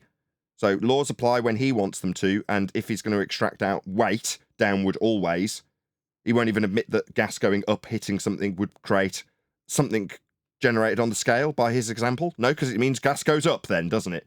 This is the sodding, pathetic nature of bull belief. It's sad. Like, what you're saying is only in theory. No. Because there will be buoyancy. You understand the atomic model, right? Gases You are said particles. there's one gas molecule, but there isn't just one gas molecule. Listen, you understand the atomic model, right? Everything's a particle. Everything's an atom. We've got one gas molecule. It's bouncing around freely in all directions inside the vacuum container. And now we stick a set of scales on the bottom. There's only one time when it's going to register a weight for the molecule. We know that you know when that is. We know that you know that we know that you don't want to say so. When it hits the scale? Correct. Because you need a force, right? Okay. So until it hits the scales, it can't register any measurement on it because it's bouncing near it, but it never hits the scales. And then when it does hit the scales, bang, you get a measurement, and then it's tiny, but it does hit the scales eventually, right? And you'll get a measured weight to that thing, to that molecule. Right. Yeah. Now we're going to put the molecule on the ceiling again, upside down, on the other surface, opposite. When's it going to measure? When's it going to measure weight this time? When it hits the scales again. Correct. So now we've got the scales on the deck, and we've got the scales upside down. You're saying that atmospheric pressure has got weight, but you've just measured it. You just demonstrated how it can be measured in both directions evenly. Because it has weight? No, because it's bouncing freely in all directions, and the only time that a set of scales measures weight is when there's an impact. It's got to be a force. But if you put the scales on the floor or on the ceiling, let's put it on like the four sides. When is the set of scales going to measure weight? When it's on all four sides. So can you use simpler words? Not really. This is as simple as it gets. So can you explain what you're saying? You did. This is buying time, isn't it? Again, probably being fed, waiting for the response to come from someone else as it goes out live with a couple of seconds delay. And then there's a time for someone to type the response that he needs in his chat, so he won't get caught with a literal live mic catching the person telling him what to say. So he's got to buy as much time as possible. Can you make this any simpler? Sorry. You need it more simple than the diagram of two scales, one on the ceiling and one on the floor. You need it more simple than that, with the diagram and the explanation coming now 4 times. You need it more simple. What? Yeah. Just got it right. Oh. It's a joke. At the start of this whole thing, the guy was saying that flat earthers are stupid. He was alluding to us being stupid. And he alluded to flat side being stupid and kind of towards Anthony being stupid. Because the ballers think they have this thing in their head that we're stupid. And how they prove that to themselves is through cunning, sneaky behavior and dishonesty. Because they have not proven it when it comes to proving anything in physics or geometry. They're constantly failing, daily failing against the flat earthers. Yet they have the gall to say we're stupid. And this guy, I don't know if there's someone who's what came into my head the minute I started listening to this, someone because I knew what was going to happen, someone who would be brand new and doesn't know anything about the topic, just hears of it and knows of the topic, but never listened to a debate. They listen to this debate between Anthony and this guy. There's absolutely no way they would call Anthony stupid. Absolutely no way. But they would call this guy either stupid or, if they were sharp enough, sneaky. So that's not smart, is it? How is sneaky smart? What's smart about sneaky? Why would you need to be sneaky and smart if the truth is on your side? Exactly. If gravity was real, there'd be no reason for him to be worried about whether there's a gas molecule going up. Do you know what I mean? Yeah. It's rubbish. Exactly. You don't need any of these tactics. You don't need any of these obfuscations. If your paradigm is real, then it would be easy to demonstrate.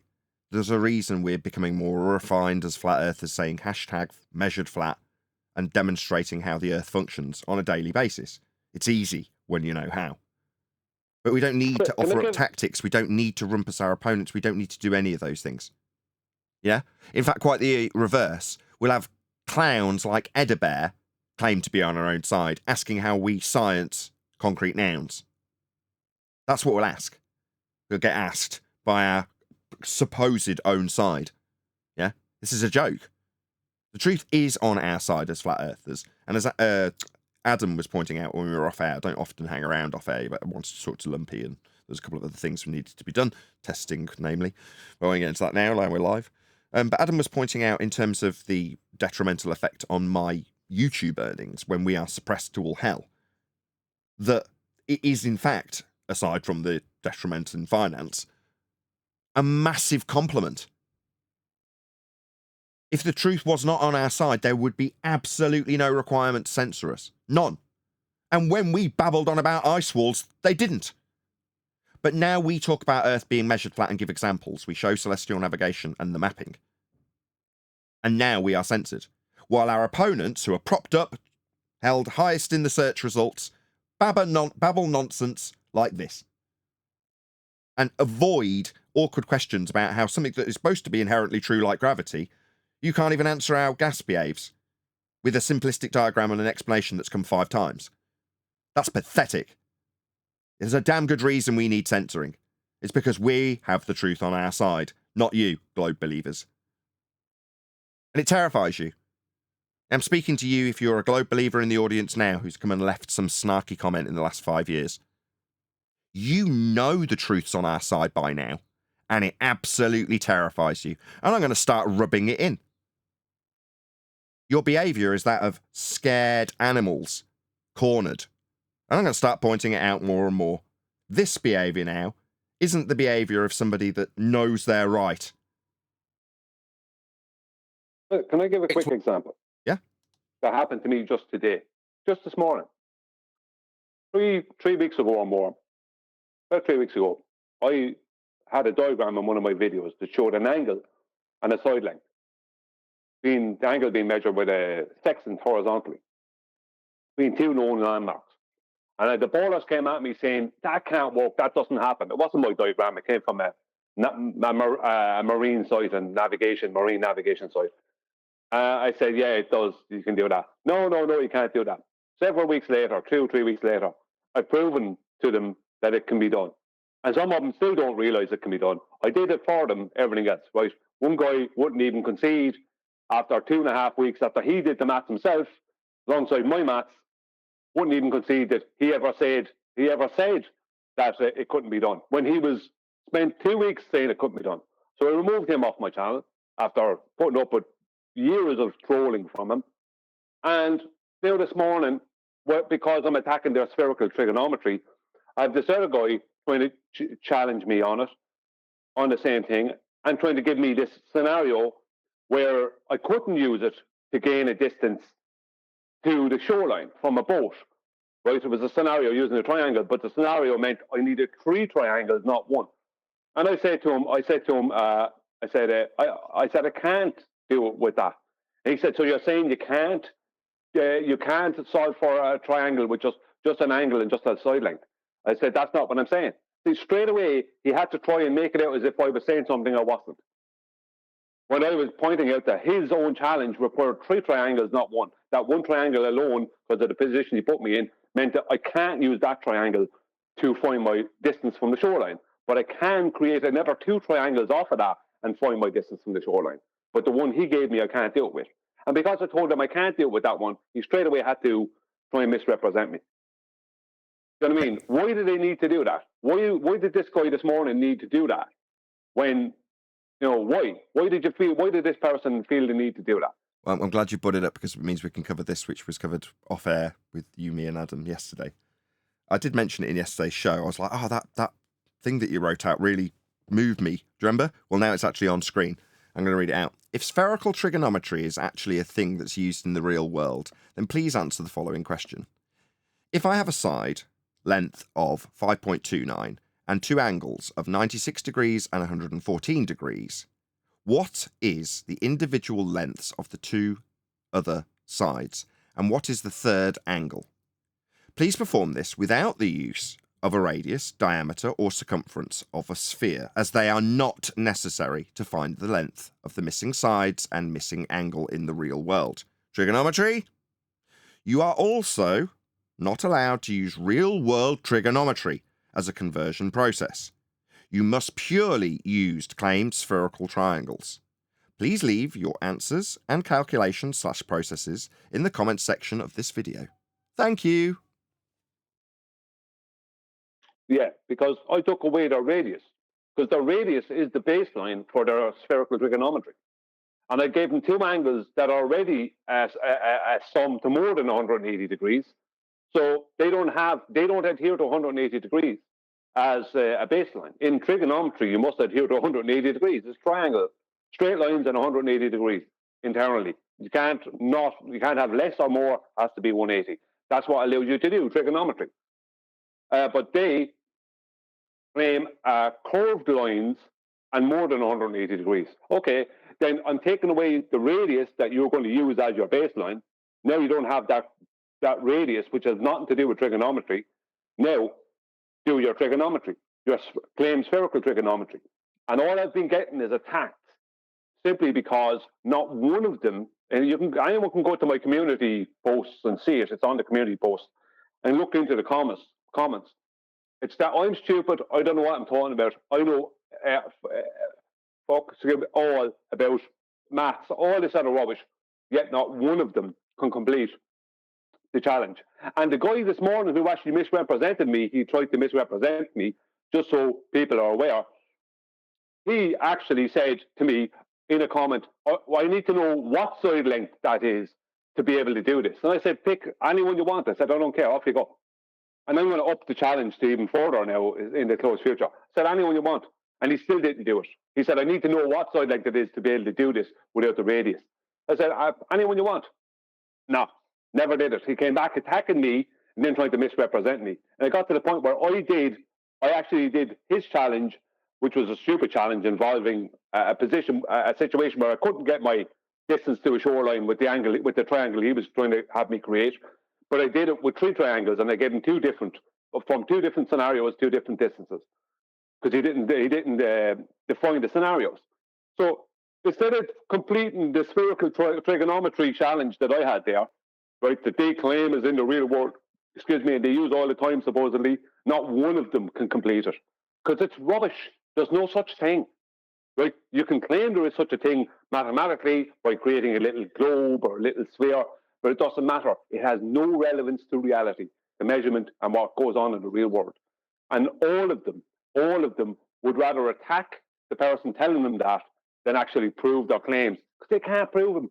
Just like this guy here, with Anthony, can't prove any of their rubbish, because the rubbish doesn't exist in reality. Outside of, when I say reality, it's in the 3D real world, outside of like mathematics and, on a screen in a diagram or whatever. Perfect. With that, I'm going to say if you are watching this on either Nathan Oakley 1980 or Nathan Oakley premiering streams, then stay tuned, as there will be an after show to follow. It all changed this Sunday. You fall in line with us. No, we've come out of line. You've started your new summertime hours. We're still on GMT. Yeah, but this Sunday you change. It's always a week later. Oh, the Sunday coming, yeah. Correct. Is it this week hours? It's usually a week after, I always thought. Not this according time. to the shows. 2 weeks then, right? Betty said for her it's the end of the month. Wow.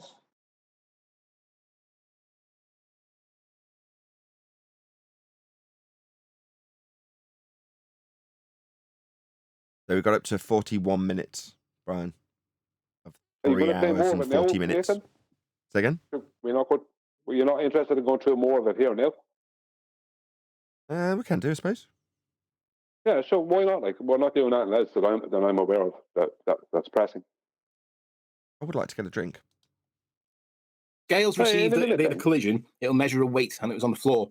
You were happy to tell me then. Now we put it upside down, and you've agreed that it's when the scales, when the molecule collides with the scale again. Now we're going to go for the 4 sides all at once. Any of the 4 sides, doesn't matter which, but we're going to do it 4 times.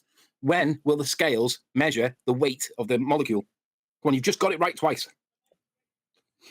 When it hits the scales again? Woohoo! So now we've got direction on all 6 sides: left, right, up, down, forwards, and backwards. And you're going to still tell me that a set of scales will measure weight, because when you put it on the deck, it measures weight. But we've just been through how when you put it upside down on the ceiling and on all four sides, it'll still measure weight. But it's not in the downwards direction, is it? I'm going to make a small correction there based on my understanding given to me by Brian. So where Anthony's phraseology is incorrect is because he's saying when it presses up on the scale, or presses left or right on the scale, or presses back or forward on the scale, or presses down on the scale, it is all quote-unquote weight. No, it's all descriptions of the buoyancy weight has been extrapolated out of. They've hijacked this single effect, taken one instance of it in the downward direction, and called that weight. Whereas with gas behaviour, it's not applicable. It's the force exerted on the walls of a container described with pressure. But when Anthony transposes it into scales, his point's perfectly valid, other than the terminology. So it's weight in all directions. No, he's corrected it by saying, well, weight is just down, and when it presses up, that weight is up. Well, no, these are all buoyancy effects. Exactly. I mean, when it hits the scales, when the scales is on the ceiling and the molecule hits it, if that's not weight, then when the molecule hits it on the floor, that's also not weight. You know what I mean? Because it's the same thing, just in a different vector. If you want to see it that way, so there is no weight. It's just as Q even described it years ago as well as density differential. He told me that himself. That's all it is, density differential.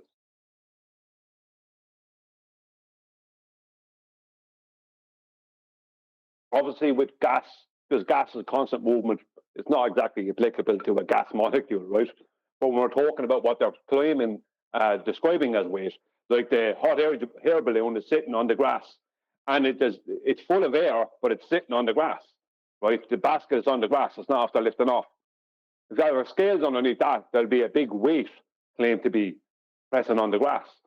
But when they heat up the air, where does the weight go? You know, if you bring it back to their BS about mass, right? It's the same mass. There's no difference in the mass. The same amount of air, same amount of material, same amount of everything. Where does your gravity go to? Because all that happened was a changing of the buoyancy ratio between the medium and the object, and you know what I mean. That's the overall density of the object. That's all you did. A change of a ratio, and suddenly the balloon is going up. Where's the weight gone to? It didn't exist to begin with. Neither did mass. None of them, they require mass and weight to exist. When none of them can be really proven to exist. None of them can be proven to actually exist in reality, but they require them. It's in all directions.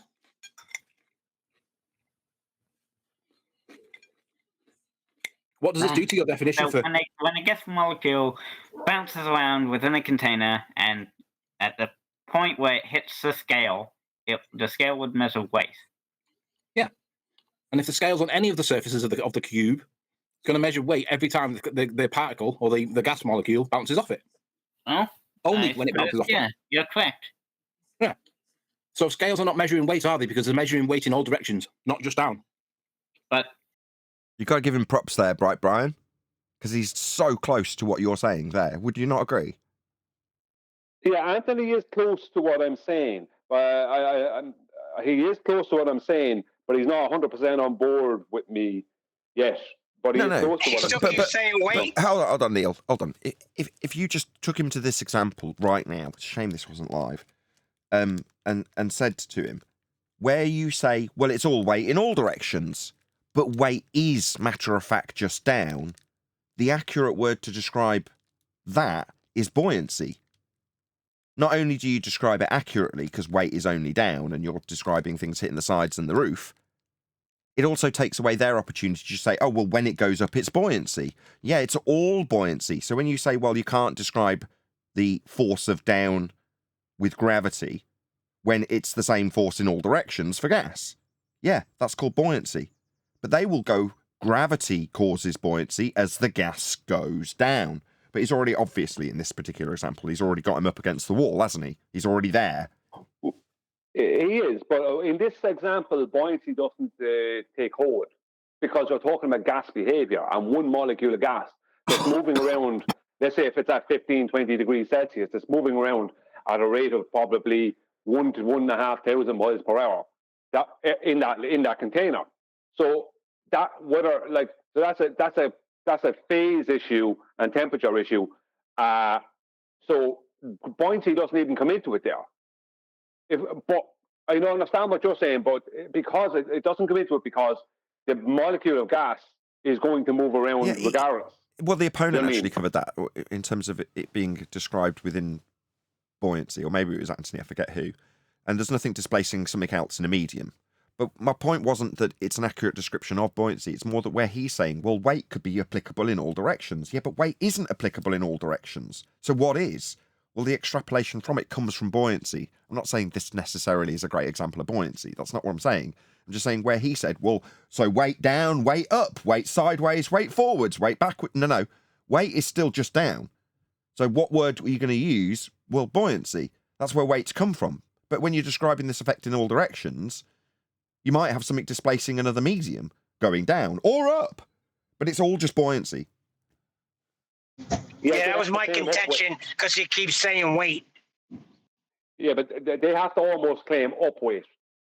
I've gotten to the point with one of them where several times over a course of weeks or months talking to me about this whole era's weight thing, where he got caught claiming up weight without realizing it. Do you know what I mean? That's where they're at. He didn't want to. He didn't want to accept. We got to a point where he didn't want to accept that weight was just a downward thing. He wanted, not realizing that he was putting himself in a position of claiming up weight, because it's all just buoyancy. You know what I mean? At the end of the day, if we're talking about a medium and objects or substances within it, it's all just buoyancy. What the vector they take up or down depends on the density differentials and the ratio of that between them. You know, so it is all just buoyancy. But they get to the point where they're claiming up weight. Stupidly, but they do. Say, Brian, I have a question. If I can be heard. So go ahead, Limpy. So Archimedes' principle gets brought into this, and I've heard it from our side. Can you just go over that real quick on account it would relate to weight and how the hijack of the word gravity is kind of worked out? Or I can just go Google it. Archimedes' principle is mostly based on water. But he just used that water, the medium of water, because they didn't have at that time, they had no way of using air to do the same things. Well, they just didn't have all the instrumentation we have now. But the whole point of Archimedes' principle was all based on buoyancy. It is what buoyancy. He just defined buoyancy, kind of like Euclid defined geometry, but he wasn't the first to talk about geometry. Geometry was around a long time before Euclid, but he defined it with these elements. Archimedes. Archimedes did the same. Archimedes did the same when it came to the effects of buoyancy. He just defined what was already known. He put it all together, kind of thing. Now, in fairness, he was supposed to be an expert engineer, and obviously we owe his work we owe so much to him and his work because we've had such. It's his work that led everyone to have such successful shipfaring. I think the best thing you can do is actually just Google Archimedes' principle, because I can only tell you like what you already know. There's not much to know. It's just a detailing of buoyancy. What isn't in Archimedes' principle is any talk about gravity. And what isn't in the Principia Mathematica is any talk about Archimedes and buoyancy. And that's all that matters. Yeah, I was just hoping to maybe explain, and you did. You expanded on that phrase. I mean, I could Google it too. It was mostly for the audience. But thanks, friend. Isn't it got something to do with him in the bath? And he shouts Eureka because the bath water's too hot. Right. Yeah. I remember something about that.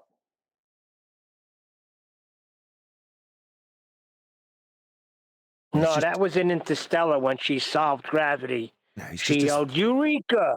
He's displacing stuff in water, right? That's all he's doing.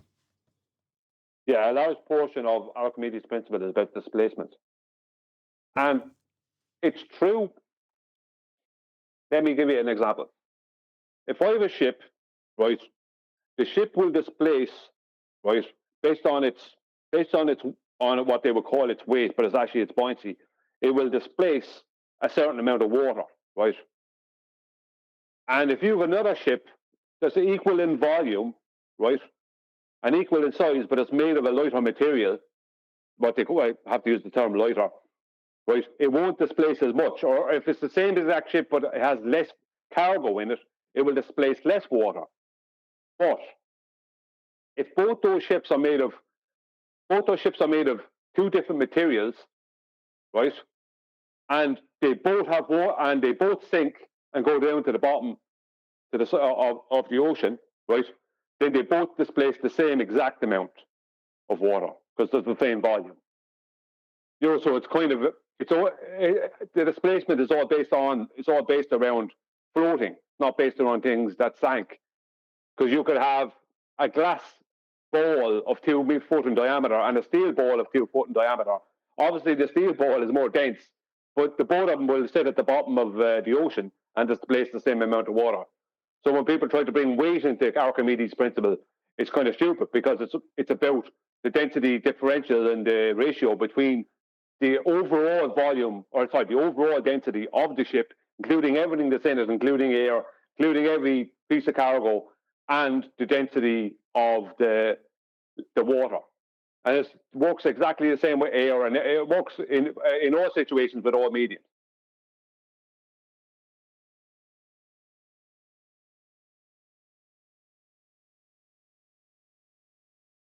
Right, I'm hoping you can talk amongst yourselves for 5 minutes while I get a coffee. Is that doable? Then we'll get back to the video after. Yeah.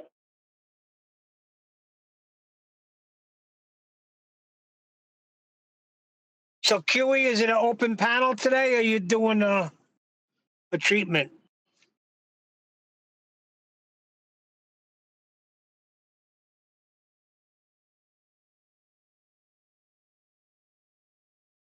He may be eating. Yeah, thank you. He may be eating. Yeah, I'll check it out. It's about how not to debate flat Earth. That's what his title is. Sounds interesting. I'll tell you how to not debate flat Earth. Just fall in line.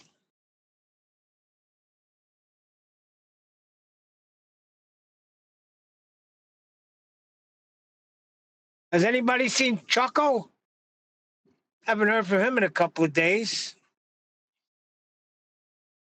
I haven't seen him at all. Eli was here earlier. That's not chocolate, it's Eli, but you may have heard from him.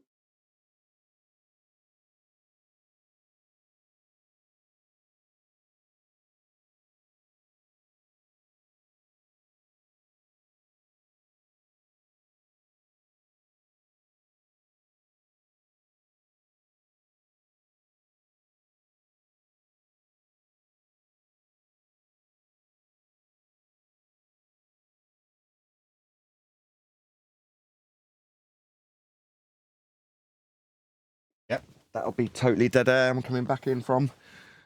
Yeah, I tried to keep this conversation going, and normally Neil won't shut up.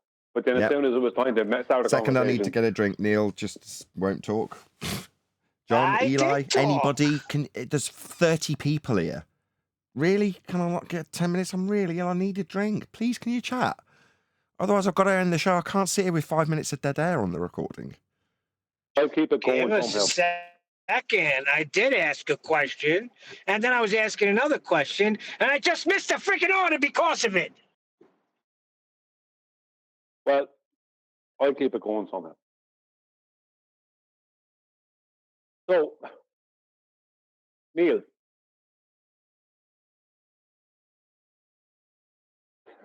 Yes, I'm here. So, what are your thoughts on spherical trigonometry? What's that? It's a contradiction. Exactly. How can you have spherical trigonometry when you can't have a triangle? A curved triangle. Somebody explained to me that somebody explained to me that spherical trigonometry came from just basic Euclidean geometry, like you need that to even do spherical geometry. Can anybody expand on that? Yeah, because what you have to do is you have to create points on the surface of a sphere from the center of a sphere. So using the equatorial plane of a sphere and you're using right-angle triangles to create points on that surface. Then you're using with those points, they become what they call great circle roots, and they're just the intersection of 3 circles. That's all I claim. Spherical triangle is. That's all it is. It's not like a triangle. It's not a triangle that you can use and you can do stuff with trigonometrically. It's a heap of nonsense. The baseline is a radius, not 180 degrees. For actual trigonometry, the baseline is 180 degrees. That's what you must adhere to. That's what you need to do it. Whereas when it comes to 90. Sorry? And that 90, Brian, in order to access the SOHCAHTOA function. Yeah, you can't have any curving lines, but yeah, go on, Brian. Yeah, but the point is that I don't know what you were saying there. Sorry, Lumpy. I missed some of it. The point is that in reality, when we're doing trigonometry, we have to do with triangles. We must, a triangle is not a triangle if it doesn't have 3 straight lines meeting at 3 vertices, and the internal angles then must adhere to 180 degrees. Right? But they always will. It always will. There's always be only 180 degrees in a triangle. Once there's straight lines and 3 vertices, and those 3 straight lines meeting at those 3 vertices, there can't be more or less than 180 degrees. It's impossible. But they want to claim that they're using more than 180 degrees, 80 degrees, but there's no specified amount even. So how are you doing that? And you don't even have a specified amount of degrees that you can use. You know what I mean? Because they don't have an actual triangle. They just have 3 circles that were formed from points that came from the center due to being created with right-angle triangles. There's just 3 points that have 3 circles running through them, and those 3 circles are crossing over each other, creating just 3 paths basically that cross over each other. It's not even. It only has a triangular look, if you want, as the best you could say about it. It has a triangular look. That's the closest it gets to being a triangle. When did Spherical Triangle come out?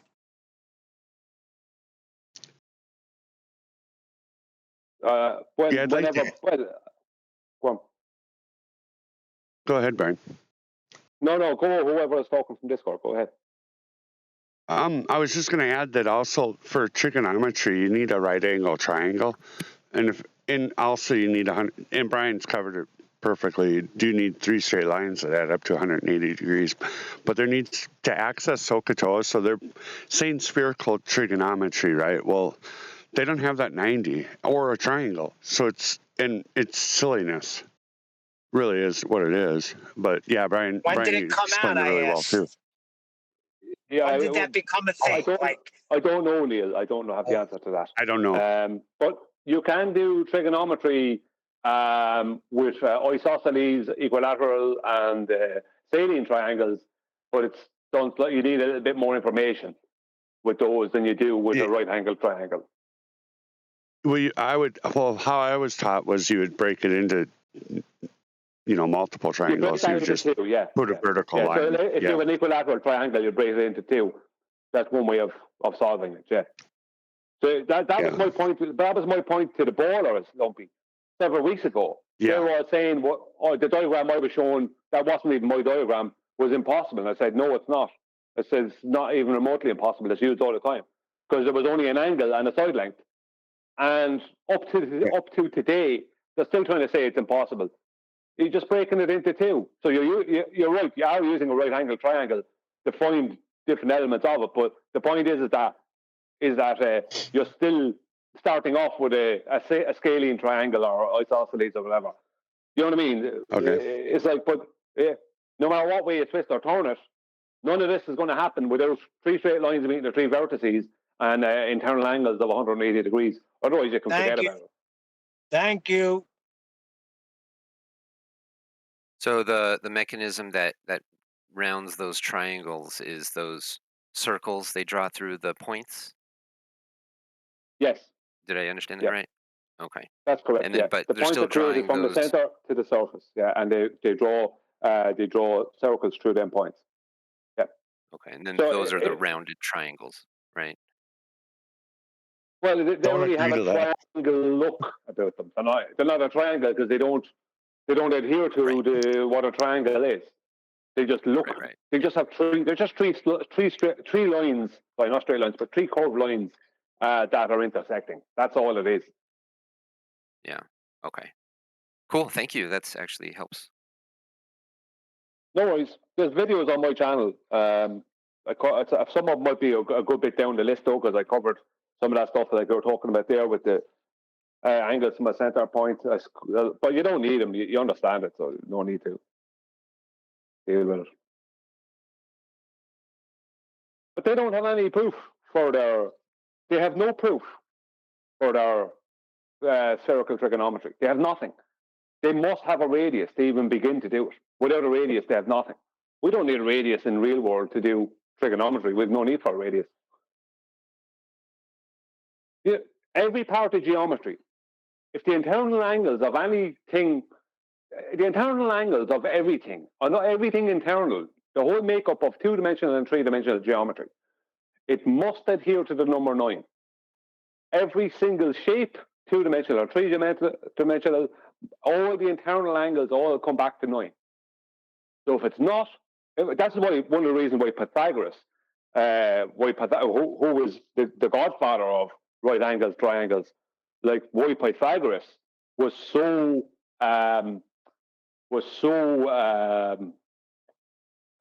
positive. It's probably not the right word, but it's positive about the number 9. That's why he even, like in Chaldean numerology, they used 1 to 8, and 9 was not put in because it was a sacred number, right? Now, 1 to 8 will add all all them, and you'll see what you get. The point is that when Pythagoras then changed it, and he brought out Pythagorean numerology, and he added in the 9. But 9 is the main thing. It was the thing that the Chaldeans wouldn't add in, and the thing that Pythagoras did add in. You know what I mean? Because everything Pythagoras, because geometry, everything in geometry, all the internal angles, no matter what the shape is, well, what is two-dimensional or three-dimensional, it has to come to 9. Otherwise, it's not geometry. Now, how come the ballers are claiming to have curved triangles that can have any amount of angles, any amount of degrees? That's not adhering to 9, so it's not geometry. End of story. The sphere is geometry. The sphere will be geometry. The angles from the center is geometry. The circles they're creating is geometry. But what they're calling a triangle at the end, a curved triangle, is not geometry. That final part that they're claiming is spherical trigonometry is not geometry. It's nonsense. You know, that they're trying to put in place off the back of actual geometry. Because the sphere will adhere to 9, the circles will adhere to 9, the angles from the center point will adhere to 9, the circle of the center point will adhere to 9, everything will adhere to 9, except for their claimed spherical triangle. Go on, someone's going to say something. Yeah, it was me. I was going to say, but the spherical triangle is the only bit they're claiming to prove that the sphericity in the first place, and it's the only bit that doesn't work. Yeah, it doesn't work geometrically even. It's not even geometry. It's technically not geometry. It's a byproduct of geometry, but it's not geometry itself because it doesn't adhere to the rules of geometry. There's very specific rules, and the main rule is that all the internals must add up to 9. It doesn't. I think we should get it banned. Spherical triangle? It makes no sense. Yeah, it's an oxymoron. That's correct. Triangle? Curved line meeting vertex? No, oxymoron.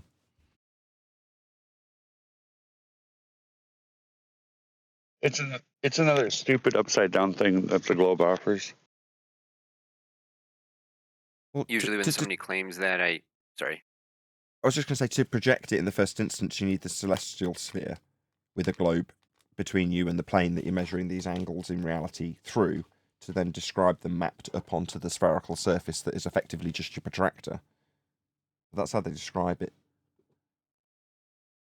Angles from hell, because it's originating from the equatorial plane.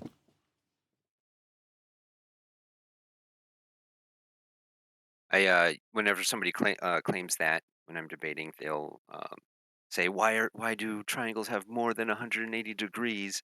And I'll just point out that triangles don't have 180 degrees, and if they do, it's not a triangle. That's how I usually handle that. Or anything other than 180. Right.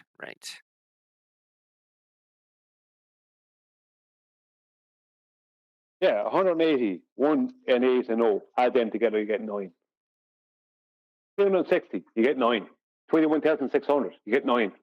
1 million, what is it in seconds of degree? I can't remember the amount of seconds, but you add up the amount of seconds that's in a circle, you get 9. All the angles of a cube, you get 9. All the angles of a rectangle, you get 9. All the angles of a square, you get 9. Everything comes back to 9. But the spherical triangles, they don't come back to 9 unless it's by pure accident. Certainly not by design. Oh, if it don't come back to 9, then forget it. It's out. Is that a sporting reference?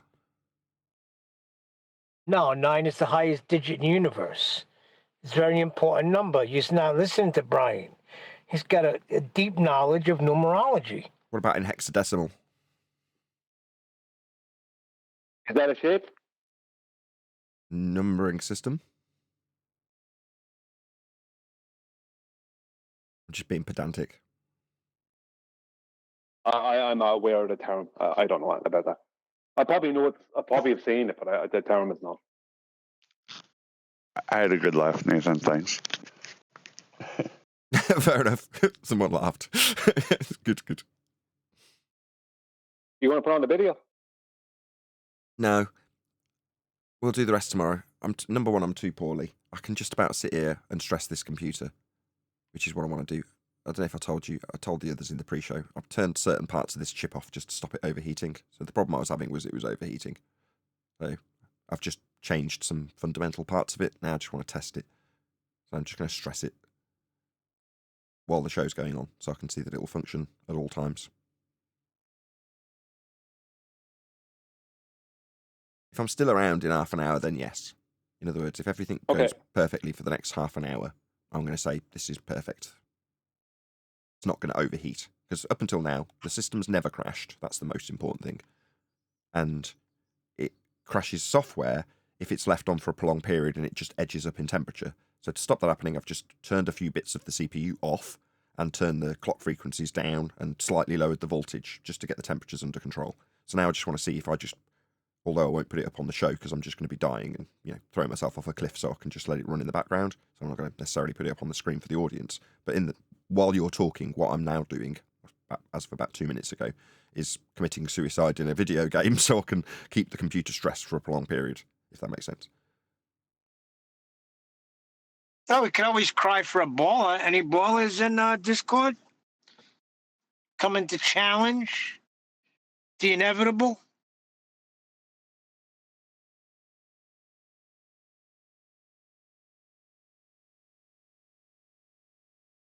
That'd be a no, Neil. Yeah, I guess those days are over, huh? I don't know.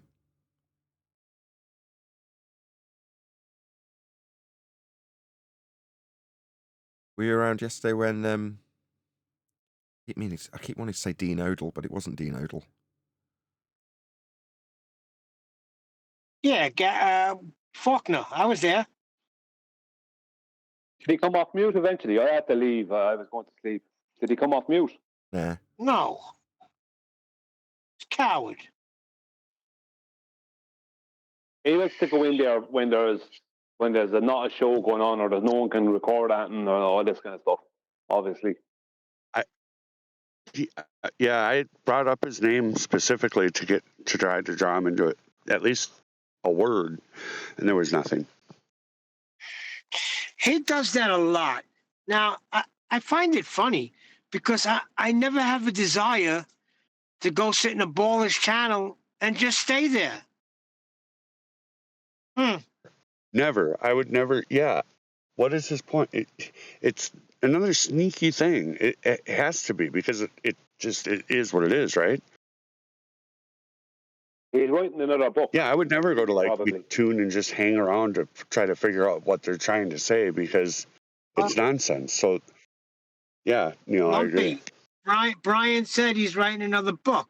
So then that makes sense. He's sitting and he's taking all these notes, but it still makes no sense to me, because you got to be in total denial of reality if you're going to sit there and take notes on the things we discuss here and still walk away in ignorance thinking you're living on a water ball. Then I don't know. There's no hope for you. Now, I don't know if he's writing another book. I was trying to just say there that he's writing another book. In other words, that could be what he's at. He's coming in, hanging around, and trying to get stuff together. I don't know how we can even decide to write another book after his original book was such nonsense. Well, that's what I'm saying. That's why he's probably sitting in here. But how do you sit in this conversation that we're in and walk away still thinking that you're in a winning position? It makes no sense to me. Well, the only time I ever heard him say anything was through recordings of him being on Discord, the servers. And how he starts off with a flat earther, he's going to say, so why do you believe in flat earth? He's making up this dichotomy of, I have my belief and you have your belief. So which belief is the better belief? It's kind of nearly like that. It's like, I don't believe the earth is flat. Right. I get what you're saying, but I get what you're saying, right? But it still doesn't remove him from what we talk about here. So he's got no excuse. Yeah, that's why immediately I went to Neil. I went to the air pressure, because he's a claimed astronomer. So we would need a justification to have pressure and no words. And what is he going to garner for a book when he has nothing to say? What is he going to say? That we say there's no containment, therefore what? I mean, or there is containment, therefore we have pressure. How is he going to make it? Yeah, I totally agree. What's he going to say he's going to garner from having come here? It would have to be misrepresented totally. Right. Yeah. If you take gas What pressure, he's going to do, and from 2016, that's what he's going to go back and do when I challenged him initially. He's going to go back there and hydrostatic equilibrium. That's what he's going to do. That's where that came from. Oh, and man. he'll get away with it because his target audience, the people he's talking to, doesn't know what he's talking about because they're dumber than he is. So what he's got to do is he got to write a book for people that are dumber than he is. And they're a dime a dozen, and he knows it. Danny the clown show that I exposed in 2016, about 2 days after I come out here. Wait a second. You exposed him in 2016 and he's still hanging around like a spider? Yeah.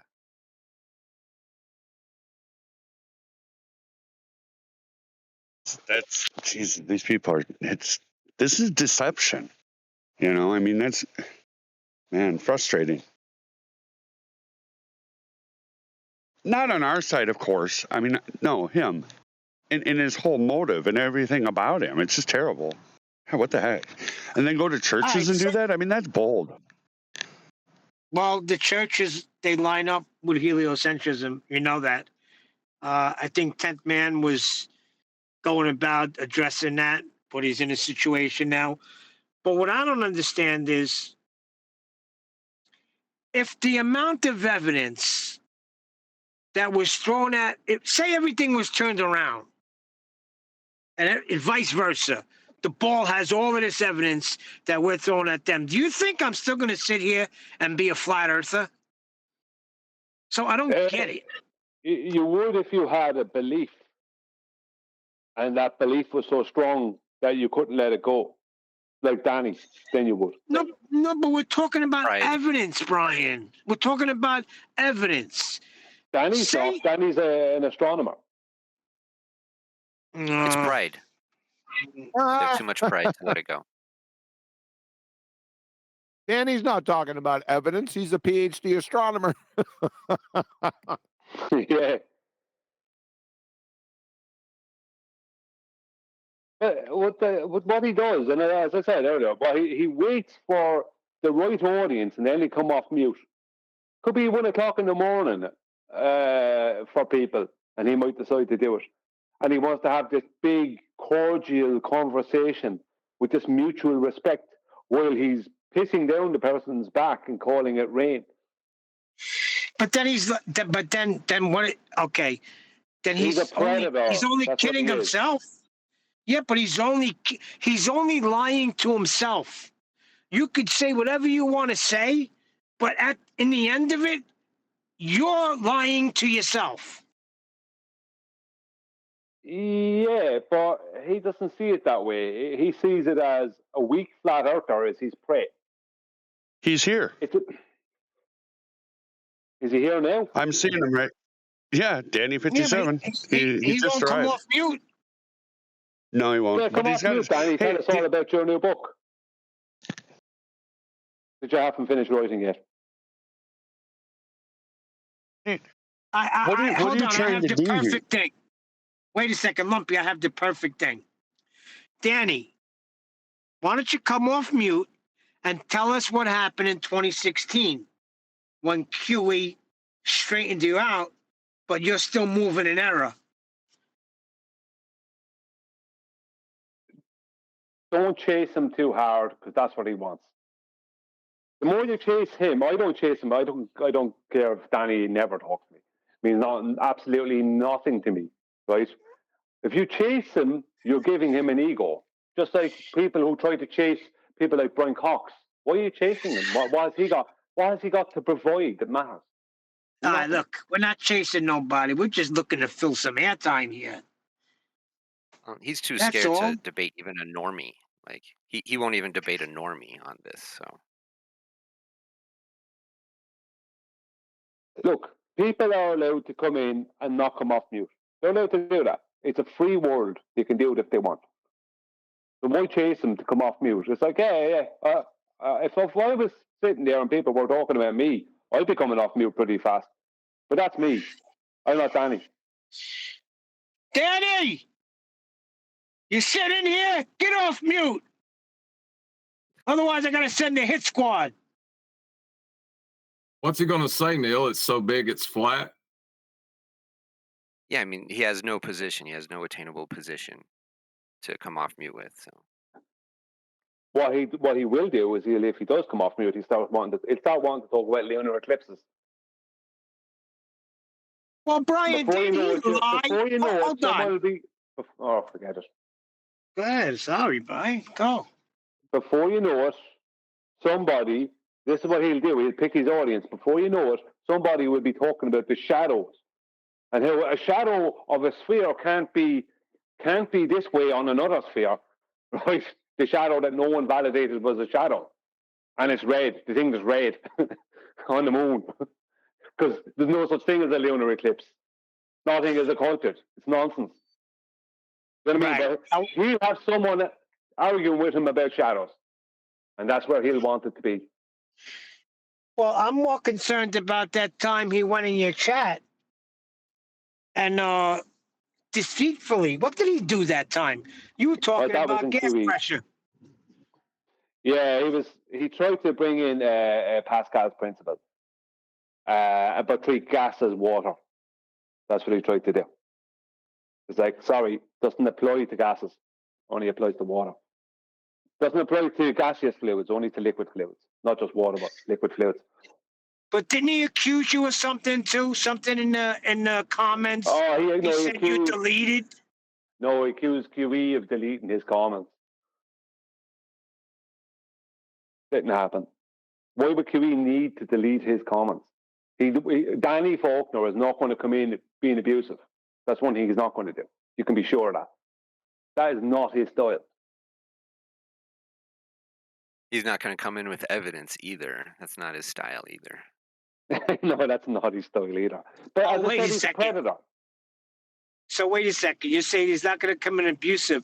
So it's not abuse when you're smiling in somebody's face, lying up and down to them, causing them to stay on a spinning water ball? Well, if you think of a guy, right, who's hanging around, lurking in the background in the dark, and he's looking for someone to rob. He sees a big, strong kind of guy, right? Some kind of guy who's playing American football or something. I'm not going to try to rob him. He sees another guy or girl, some other girl, two girls together, right? They'll try and rob one, the other one's there, witnesses, all this kind of stuff. So he'll wait for his right target and he'll just start walking behind the person. And when the time is right, he'll snatch the handbag. You know what I mean? That's Danny. Danny is a predator. That's what predators do. They choose the weakest target.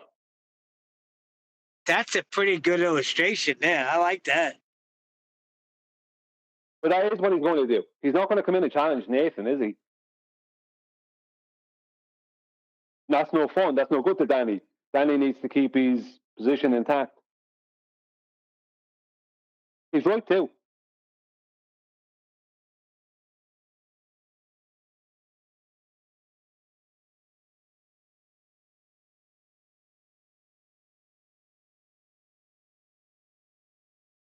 How'd you like Edda Bear coming in today, asking Nathan for the scientific evidence of a horizon? What a meatball! I think himself and Nathan just don't get along. I think he'd be only trolling Nathan. Nah, come on, Brian. He's a certified wise ass. Yeah, he'd be getting smart and all that. He'd be trolling. Like, I don't know enough about him. I don't know. He's not around long enough for me to make any statements about him. But in that way, like, but I don't know what he knows and doesn't know, if you know what I mean. He's spoken enough. He's dumb as a bag of hammers. Yeah, but I don't know if it's only put on. I don't know what the story is. He takes bits and bobs of disparate topics and then tries to put them together because he's a retard. Edda Bear, whatever his name is, dumbass bear. You're a retard. And then the other day with I just listened to the rerun of The Land of Misfit Toys, and every answer that you gave is dumbass. Oh, but the properties of a triangle. Yeah, it's always say. He just kept saying that over and over again. He's some type of moron. Yeah, you're dumb as a bag of hammers. Come on in here. I'll show him. Yeah, I want. Yeah, I'll just challenge him. This will be Edda Bear's challenge. Say the ABCs without the song. That's where we need to start with him.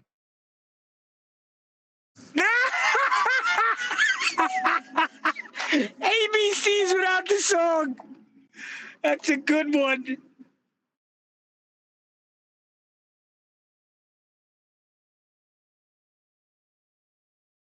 Yeah, you know what? I see he's only new in the arena, and I see him as being very influenced by people who are ignorant themselves. So if you're influenced by people who are ignorant themselves and you don't realize that because you don't know, you know what I mean? It's like him asking me, what's the properties of a triangle? How is that addressing what I'm telling him? Do you know what I mean? Because the people influencing him think a right triangle, you always have to solve for the right triangle. You can't use a right triangle in any other way. You must solve for the internal angles and length of sides. You must do that. Even though it's been described to these people in the past and shown to these people, or at least I and others did try to show them, but they don't want to hear it, they don't want to see it. And he's been influenced by them. He's only around a few months, so I'm kind of, that's why I'm saying I'm not going to make judgments on him like too harshly, because I know that he's new enough in the arena. But if he continues on being the way he's been, then what can I do at that stage, you know? It's on him. So it's on him whether he decides to learn or to stay ignorant, because he might think that these people know what they're talking about, and I know that they don't. They don't know that. They don't know these details. They don't know what they're talking about. But if you're influenced by people and you think they do know, and they think they do know, you can be fooled. Right. You could do that whole thing with the rainbow, right? You could solve for the internal angles of the triangle you draw to get the height of the rainbow. But when you go to that position, is the rainbow going to be there? Nope. Right. Like, what the hell does he think he's doing? It's a good analogy, John, example with the rainbow, because the rainbow is like something that just, it's there, but you'll never get to the bottom of it. It's always just outside of your grasp, isn't it? It's like a crow. Crows are always just outside of arm's length. A crow will never land within arm's length of you. Not that I go around looking to grab crows. I'm just saying they're so smart they will not land within arm's length of you. Same thing with the rainbow. It's like it'll always be there, but you'll never be able to give it an actual height because it's not really where you think it is. And you know what I mean? You can never define it. Excuse me. What are you going to do? It's a rainbow. You know what I mean? Is that the height of the rainbow? How did you validate the height of the rainbow? You can't go to what this height is that you've made up with your triangle. Yeah, but these are the things that get me frustrated. Like, why would you be hanging around people that have the wrong information? And then you come here and you just come in here looking to challenge. You're not even challenging anything. You're just looking to be a disturbance. But see, the thing about it is that some of those people have some information that's good. But the problem is that they stay ignorant about other information, and then they influence people because of the information they have that's of use to someone. That influences the people who are listening to them.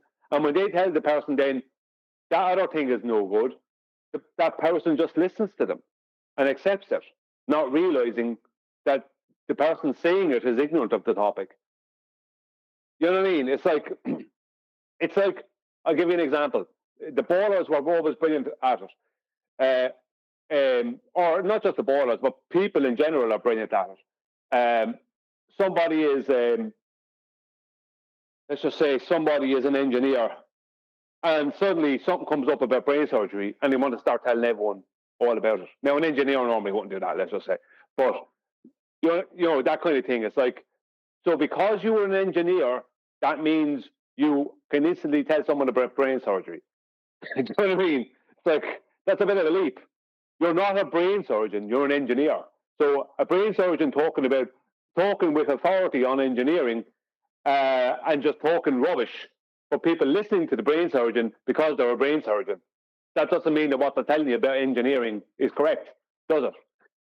But if you think that this brain surgeon can't be wrong, he's a brain surgeon. He or she, they must, mostly get fellas that do it. Women don't tend to do it. But they do it up to a point, but not as much as men. He's a brain surgeon. So what he's telling me about the structure of concrete, that must be correct. It's like, you know what I mean? No. I mean, that logic doesn't flow. And that's the problem. You have people who are knowledgeable in one topic, but completely ignorant in another one. You can't read half the book. No, we can't. Speaking about surveying for engineers, we were talking about engineers. We got Protothad out in chat in Discord. He's respawned like 30 or 40 times after the ass drubbing he had back here in the day. This is what he posts. Surveying for engineers. I put it in Master B, by the way. Section 2.1, level and horizontal lines. Get ready. The terms level line and horizontal line are used frequently in leveling and need to be carefully defined. A level line or surface is defined as a line along which all points are of the same height. Because the earth is curved, level lines are also curved. As shown in figure 2.1, consequently, when using an optical or digital level to determine height differences, measurements should be taken from the curved level lines. The curved level lines.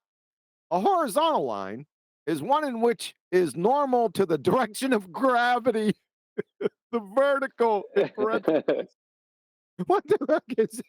At a particular point, such as P in figure 2.2, horizontal lines or surfaces are therefore tangential to level lines or surfaces at individual points. Makes perfect sense. You're retards. These engineers, they're retards. Bring them in here. Yeah, those are contradictions. Bring him in here, Protothad, Photothad, moron. What a clown. Is he even in here? Yeah, there you go. That's a good question, isn't it? Well, is this not the situation I just spoke about, where somebody who is knowledgeable in one topic is suddenly an arbiter of truth in another? Do you know what I mean? It's like, so level and horizontal. Level is horizontal, except for when it's curved. That's basically what it says, isn't it? Level line's curved. Yeah, so level is always horizontal when it's except for when it's not. Listen to these two sentences. A level line or surface is defined as a line along which all points are of the same height. Period. Because the earth is curved, level lines are also curved. See, that's a retard paradox, because the first statement, this is like a Merriam-Webster definition. The first statement says that a level line, all points are at the same height, but then contradicts itself when they say level lines are curved. Are all points on a curved line at the same height? No. You think? My God, this is exactly, if you go to Merriam-Webster, you know the dumpster fire definition they got, where they contradict themselves within the same sentence. Yeah, same thing. It's the same thing. That's where I think that's where they got it from. Well, this is the thing, right? Can these same surveyors, can they bring me out in the field and use spherical trigonometry to figure out distances between mountains for more than 180 degrees? No. You know why? Because it's all rubbish. It's all a lot of rubbish. They're pumping out rubbish because in reality, they have to use actual triangles and pre-assume a horizontal baseline to the Earth. Right, but if you're going to use eye level as a curved line and then the horizon as a tangent point, which would be straight, you don't have an angle to calculate Earth curve with. It's a contradiction within a contradiction. Yeah, our curve is anything that's below the tangent. You know what I mean? And that circle that's below the tangent is a level line. But so is also the tangent. Do you know what I mean? The tangent and the circle are level. You know, they're both level. So we got Merriam-Webster. Level, having no part higher than another. That's the same thing as they said, right? In their surveying manual. Then they have a semicolon, conforming to the curvature of the liquid parts of the Earth's surface. Same thing. Same contradiction. Yes? Exactly the same. Yep. And read on below it. There's no more below it. More below. What are you talking about? Merriam-Webster or photo facts? I think straight after it completely contradicts itself again or something. Maybe I'm wrong. My memory might be wrong. They do it with synonyms. Level, flat, plane, even, smooth means having a surface without bends or curves or irregularities. Wasn't Neil supposed to be contacting Merriam-Webster? Yes. about that. What happened to that, Neil? What was I supposed to be doing? Your job. Oh yeah, I got with this whole thing. I got tied up. I'm supposed to see Dean Odell too. So What here we was go, that thing? Merriam-Webster. Let's put them together. So remember, it said level conforming to the curvature of the liquid parts of the Earth's surface, and then in the very same reference, level, flat, without bends or curves. And if you went to horizontal, a synonym of horizontal would be level. If you go to curve, would a synonym of curve be level in their dictionary? With the first definition, yes, but no, it wouldn't be a synonym. No. Or circle. Would a circle be level according to them? Because that's You're what they're gonna have claiming. to ask them. Well, you asking me? What a circle? Circle's two-dimensional. Would it be level? It depends on what axes you got that circle on, right? Well, I'm not asking you that. What I'm saying is that according to Merriam-Webster, we should be able to go to their curved line, a curve, like curve definition of the word curve, and a synonym of that should be level. Yes. Within correct. our dictionary. I see what you're saying. But we can also go to horizontal. Now, it won't be, when you see curve, that won't be a synonym of level in their dictionary. But if you go to horizontal, level will be a synonym of horizontal. Curvature. Let's try it. Merriam-Webster, where are you?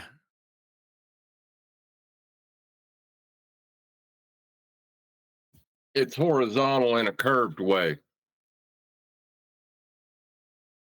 Yeah, but isn't this hold on, isn't this because they all know Earth is a sphere? So they put these books together and things together because Earth is a sphere. So, curvature, noun, Merriam-Webster. The act of curving. Thanks, Merriam. That's the state of being curved. That's number one. Yeah, thanks for that. Number two, a measure or amount of curving. Thanks again. Specifically, they're going to get specific on us.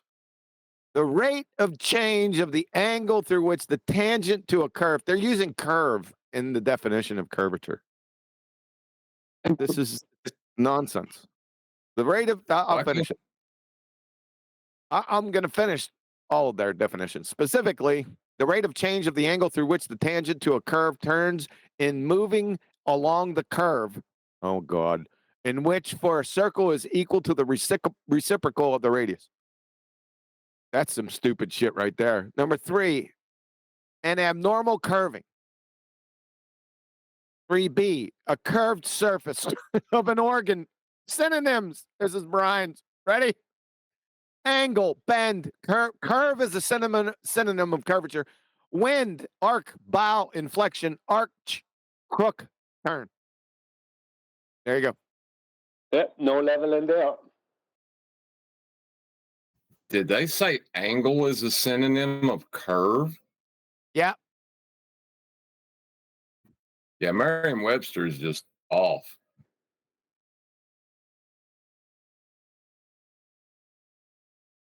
Well, they did change. Actually, Merriam-Webster in the past recent years has changed some words, the definition of words, and they've been called out on it, like for political reasons. Now, this kind of a thing. It's like changing the actual definition of a word just to suit whatever political nonsense is going on. You know, with mainstream media stuff. I'm not going to go into it. The point is, they have changed words simply to appease an agenda. So, you know what I mean? They at one time were probably, it was probably a dictionary worth relying on, but it's certainly not in present days. From Why Cambridge. is it so hard to say? I'm sorry. Check this out. From Cambridge. Curvature, the state of being curved or bent. Number two, the state of being curved or bent.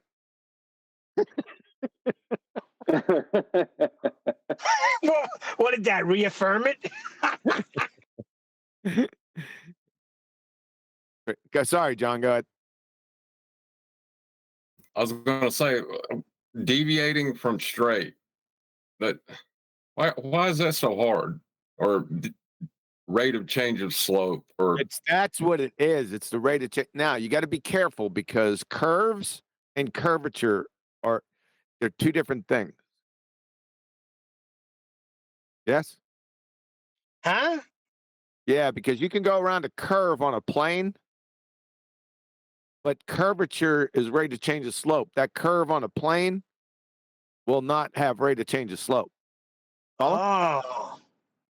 Yeah, because when you're talking about curvature, you're talking about more about a physicality and how it would be defined geometrically, as opposed to a description of an action, maybe. Go on.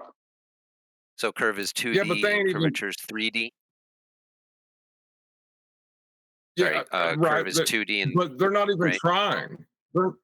They're not even trying to get. They're using the word in the definition. They're not even trying to define it. Yeah, correct. You can't do that. I think someone from Discord's trying to ask a question. Go ahead. Go ahead. So I was just going to ask. So curve is 2D and curvature is 3D. I guess you could think of it that way. Good luck trying to find a definition that says that. Cool.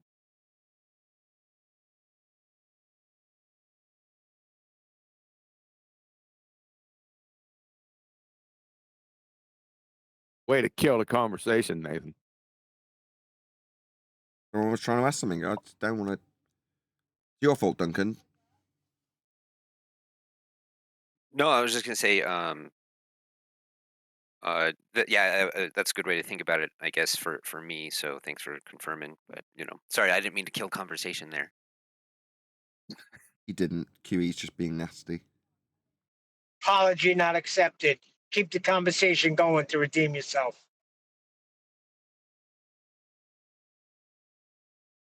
Anybody seen Dune 2 yet? Oh God, that's not what I he haven't meant. seen Dune 1. Dune was stupid. I'm not going to see Dune 2.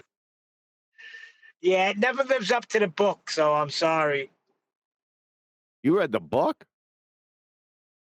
Of course. There's some deeper rooted issues.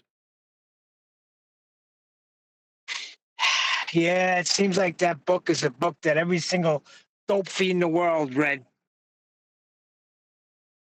What book is that, Neil? I missed that. Dune. Oh, the one? movie. Which Dune? Just Dune, the first one. I was It's a talking book. about It's the just book. named Dune. Yeah. It's actually really good. Yeah, there's if you 6. read it. Well, the first one is called Dune. Second one's called Dune Messiah, and then it goes off from there. Yeah, it gets dumber and dumber as you go. Well, that's subjective. The remake of the movie Dune, whatever, that came out 2 years ago, whatever it was. It was the biggest load of atmospheric cinematic nonsense. What a load of nothing. The whole story was a heap of nothing. Every part about it was a heap of nothing. It was 2 hours of nothing. Yeah. Brian, most of the movies, most of those Dune movies, you just can't make it a movie. The book is outstanding. Deals with the whole thing is about the spice. That's the most valuable thing, and everybody is battling over that spice. Spice Girls or Spice? No, it's a spice. It's like Yeah. it's a drug. It's a drug. In the book, it's a straight up drug. It comes out of sandworms, and you can fold space-time with it. That's another dumbass. That's another dumbass movie. With that movie with Kevin Bacon, where it got the worms coming out of the Tremors. Ground, right? Tremors. Yeah, I hated that. Tremors. That's a stupid movie. stupid ass movie. I agree. That's almost a perfect movie. Oh my gosh. Yeah, that was a great movie. I enjoyed that. I'll tell you what was a great movie. Yeah, I'm I with you watched two. it last Great movie. night again. Why can't they all be snakes on a plane? I don't know. Like the technicality of Lethal- making Tremors, it was really interesting because they molded miniatures into live action shots. And it's really clean looking for the time. Yeah, but you're So it's ruining actually- the movie on me now. It's like telling me what's in Coke. So, Oh. you know what I mean? It's like, you know what I mean? No one wants to know all those details. No offense. Hey, if you want to see a practical good effects, show, but check out Band of Brothers. Band of Brothers is probably one of the best shows ever made. For you, Well, because you're ex-military. Yeah. Well, speaking of ex-military, Lethal Weapon was on last night, and that movie just gets better and better when you watch it. I hate it. When he makes the smiley face, shooting in the range. Come on, that part was great. And when, there are no more heroes, and he comes flying in, shooting everybody. Who's fucking next? McAllister! And then the last fight scene, you lose. How can you hate that movie, Brian? Oh, I can't stand Lethal Weapon movies. I just think they're such utter rubbish. This mad guy, kind of unhinged, kind of crazy but good detective guy, and he's balanced kind of, but with it, kind of a half cool kind of detective friend guy. I just, you know what I mean, who's generally straight. Brian, Do you know what I mean? That's why. I can't do that. That is nonsense. That's why. Why would you freaking analyze it like that? Just watch the movie. He's a maniac madman, but he's a good guy. Why did he become a maniac? How about all the years he spent in Nam and he killed his wife? So what about Dirty Harry? If I want to see a detective who takes no BS and has something to say, I'll watch Dirty Harry. Right, that was great for its time, and Lethal Weapon was great for its time. What movies do you Lethal like? Weapon was nonsense. Go on, sorry. What movies do you like? Because you don't like any good movies so far. Oh, I like lots of movies. I just don't like June, and I don't like Lethal Weapon. You know what I did like was Loaded Weapon. Sorry? Oh, that's good. That is a good movie. Loaded Weapon. I watched that lately. I watch that any day. I won't watch that Lethal Weapon. Yeah, but Brian, at the Lethal Weapon, at least the fight scenes were realistic.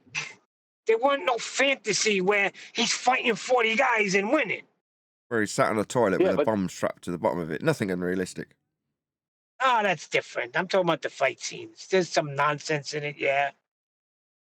I'm getting too old for this shit, Neil. Can you prove that wouldn't happen if you're tied to a toilet bowl with a bomb on you? Is that on him to prove that?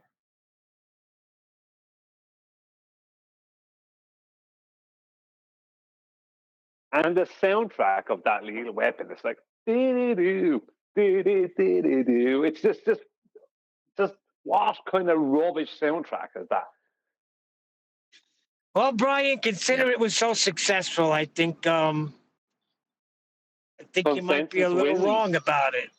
Or Consensus.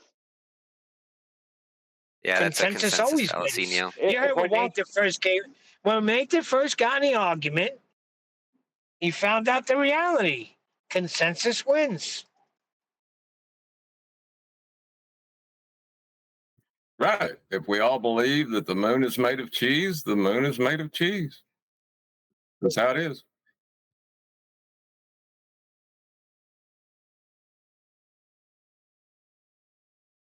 I've been watching lots of Yeah, but older what kind movies. of cheese? Like what?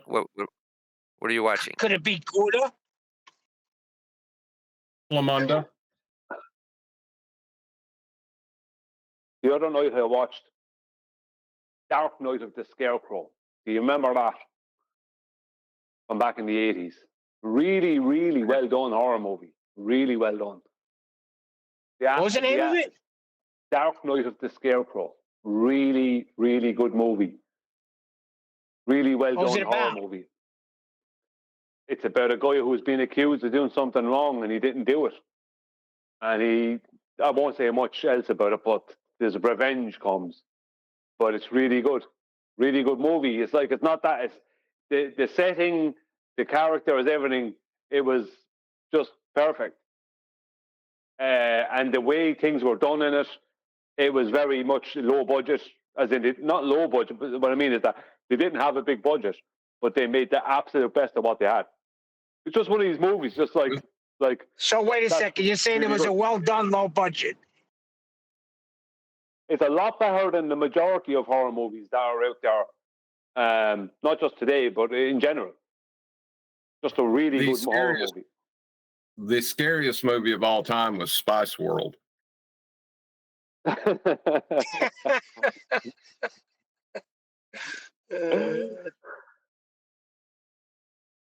I mean, I've never seen the movie and I have nightmares about it. That's how scary it is.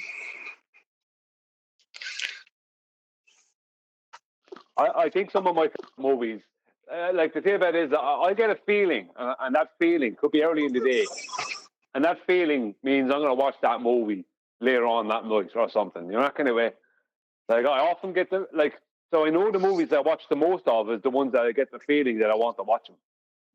You know, like Night of the remake of Night of the Living Dead, Dawn of the Dead, and Day of the Dead. I mean, the music and everything in Day of the Dead, it's just brilliant. Just, I don't like movies, with the exception of the Book of Eli. That was really well done. That was a good flick. But I don't like movies. Yeah, that was really good. Him and Gary Oldman and all that. Really good movie. I don't like movies that are apocalyptic, and I don't like a lot of this new zombie nonsense.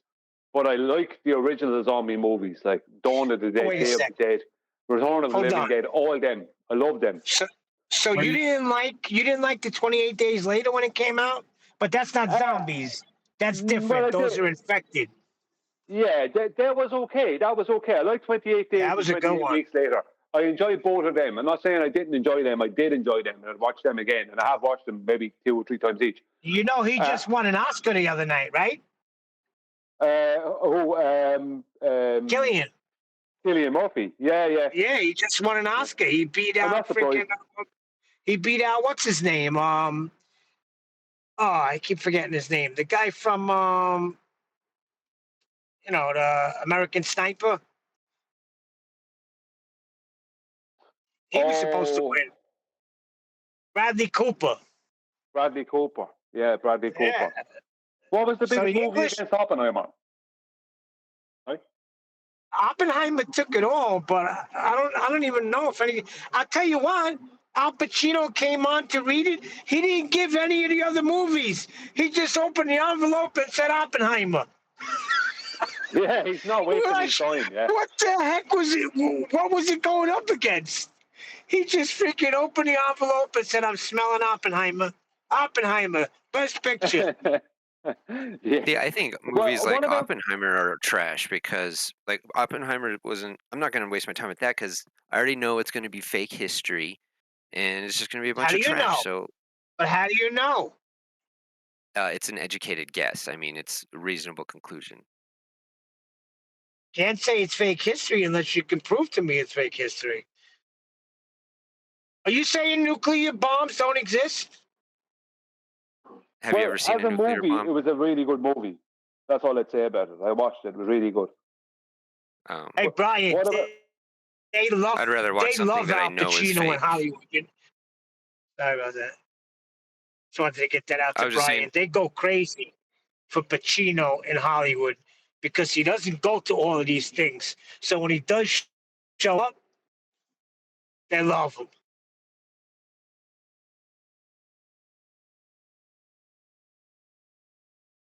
What was the man from Discord? Who was in Discord who was saying something? Oh, that was me. That was Duncan. recognize- I was just going to say, like, I'd rather watch something that's I know is fake instead of something that's trying to be real, like pass off as being real. Yes, I have to admit, I'm the same. I have to totally agree. Well, ask John. John Shelton, refracted curvature. Is there a possibility that nuclear bombs don't exist? Have you ever seen a nuclear bomb, Neil? I'm asking John because didn't you work in a nuclear power plant? Right, nuclear power exists, but do I know nuclear bombs are real? Is that what you're asking? I'm asking, is there a possibility? All right, let me ask it differently. Can you make a nuclear bomb? I don't know. I don't know. You're asking the wrong people. You'd have to have a background in nuclear physics and all that. You'd have to make a statement, like, yes or no on that. Like, I don't know. I really don't know. I've heard of talk about how that the bombs that they dropped in Augsburg and that in Germany, that they were these fire bombs, that they were basically the same as what happened. So they were very similar to what happened in Hiroshima and Nagasaki. I don't know. I really don't know. Did you say Augsburg? Augsburg. Spell it. AUS. Sorry? Hey, you had to hear me. You started to spell it. Spell it. AUSBERG. Is that how you spell Augsburg? Oh, Augsburg. I thought you said Augsburg with a G. Continue. Oh, no. Yeah, I heard the same things. Brian, I heard the same things you heard. That it was. No, I'm talking now. Shut the hell up. Augsburg is an actual place in Germany. Yeah, but I wasn't. That's what he said. Hello. That's what he led off with. That's not what I said. I said Augsburg. You said the bombs that were dropped in Germany, and you named the two places, and you said they were similar to the ones in Nagasaki and Hiroshima. No, I didn't say they were similar. My God, talk about misrepresentation. I didn't name two places in Germany. I named one place, but I know there was two places in Germany, and the place I did name was Augsburg. And I didn't say where they were the same as what happened in what was dropped in Nagasaki. You said Hiroshima. You heard. I said there was talk about them being the same thing. I don't know. Right. You heard. I said you heard. I didn't say you said. Misrepresented to the max. In about I did not say you said. I said I'm saying what you said, but I know you said you. I'm saying what you said. I'm not saying what you said was right. I'm saying what you shut said. the fuck up. What about what he said? My God. Brian, I'm sitting here right in the conversation. I know what you said. I did not say you said that. You started off by saying, I heard. Shut up. Hello. Pissing me off, QE. Shut the hell up. What's your favorite color?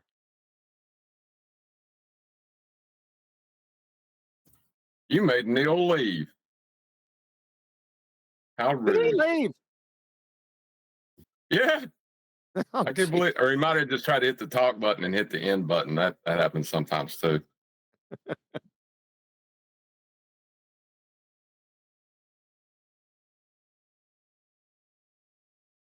I don't know how we end up. I didn't want to start talking about nuclear bombs. Like when it was Duncan in Discord. Was it Duncan in Discord? Yeah. Was saying that he'd rather watch a movie. Sorry, it is Duncan, isn't it? I just want to make sure that's right. Sorry. Right. When you were saying you'd rather watch a movie that you know is fake, as opposed to one that's trying to pretend to be real, like giving you a story that suits a narrative as opposed to the actual story. I'm the same. Now, I have to say, Oppenheimer was a good movie. But I'd rather watch something that is not true and is just very well made up, because then I can just use my own imagination with it. You're not going to. In the end, Brian, you're still Irish. What does it matter? So it doesn't change anything, is it? That's why I like Band of Brothers. It had the primary source references for the movie. They had them in the movie. The individuals who were there for those battles, they were given their testimony in each one of the shows.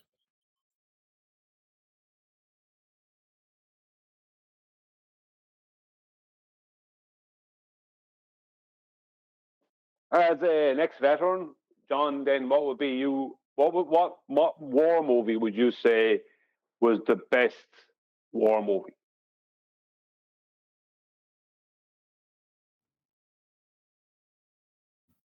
Well, best war movie? Does it have to be a movie or can it be a series? No, not a series, movie. Because the series is going to be watched by a lot of people who have served We were time in the soldiers. military. We were soldiers. We were. Tropic Thunder. Yeah, I couldn't. Sorry, Nathan. What to say, Nathan? Saving Private Ryan. Forrest Saving Gump. Private Ryan's the Forrest best Gump. war movie. Definitely Forrest Gump. I really like that one with Michael J. Fox and what's his name? That other guy, Sean Penn. I forgot the name of the movie though. Oh yes, I know the movie you're on about. Yes, it's a Vietnam movie. Right. Talking about Platoon? No, that's not, Charlie Sheen. That's Charlie Full Sheen. Metal Jacket. No, that's somebody Yeah, else. Full Metal Jacket. Full Metal If Jacket. I'm rooting for Full Metal Jacket is brilliant. I love that movie. But I'm just wondering, from a veteran's point of view, I'm calling John a veteran. Which movie would he consider to be the best war movie? It doesn't mean that it's my favorite one, or it's going to be the one that I like the best, but it's going to be whatever one he thinks is the best. I forgot about Full Metal Jacket when I said Saving Private Ryan. That opening scene of Saving Private Ryan was awesome, but the entire first half of Full Metal Jacket was insane because that was awesome. I don't know. It's hard to pick. Rambo 2. Yeah. Rambo First Blood. I'm partial to Rambo 4, actually. Like, Rambo 4 is really good. I like all of them. I like all the Rambos. But First Blood is just, it's like the guy just wanted some food and a bed for the night. He wasn't looking for trouble. Leave the man alone. No way. You know what I mean? Just leave the guy alone. He's not, he's not looking for trouble. He just wants some food. Give the man a break. No. Wouldn't Dennehy, the chief, just wouldn't put up. No. You had to push him. Come in, leave. Call Raven. Come in, Johnny. Talk to me, Johnny. I just got back. I just got back, Brian. Does your dumb ass like First Blood or not? First Blood? Yeah, Rambo First Blood. Sorry, Absolutely. I'm coming back into the conversation. I had to go get therapy because Neil dropped. Neil didn't drop. My finger keeps hitting the freaking button. That's what John said. Too funny. John said it probably happened. I was gonna say you're sensitive, Nancy. All of a sudden, aren't you? Never. I did the same to Brian, so he dropped, and I was like, "Oh no, is it that argument we were just in?" And then I dropped him a line. I'm like, "Did you leave because of me?" He's like, "No, I had to go to the shops." I told him that, Brian. I said, "You ain't offending Brian. What are you, crazy?" No, I wouldn't be bothered. I wouldn't be. If I'm leaving, it's because I have to do something. Or my phone runs out of power or something. That's the main reason. If I'm leaving because of someone, I'll say it before I do, if I ever do. Why did you idiots entertain Left Lane the other day? He's got to be one of the dumbest baltards. I put him like 2 echelons below Brenda. I do not entertain. You Not did. Entertained. Funny. What a clown he is. Ask him a closed-ended question for 10 minutes. Can't even get a direct answer. He doesn't even know what a closed-ended question is. That's how dumb he is. Well, his general shtick is to go around in circles, and no matter what you show him or tell him, to completely, he must put paper in his ears when you're telling him or something, and then take the paper out when he knows you're finished talking, and then just reassert the same rubbish he was asserting. Do you know what I mean? How about the nuh-uh? Yeah. Nuh-uhs. That's a Brenda move. No, it's not. No, it's not. Yes, no, no. Yeah. Nuh-uh. I disagree.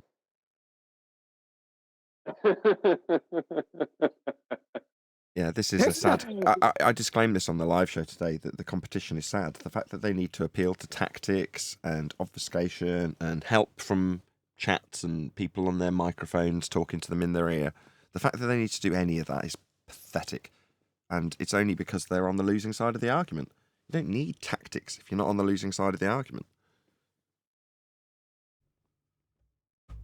Just you know when I'm coming in. Whenever I hear agree or disagree, you know I'm getting ready.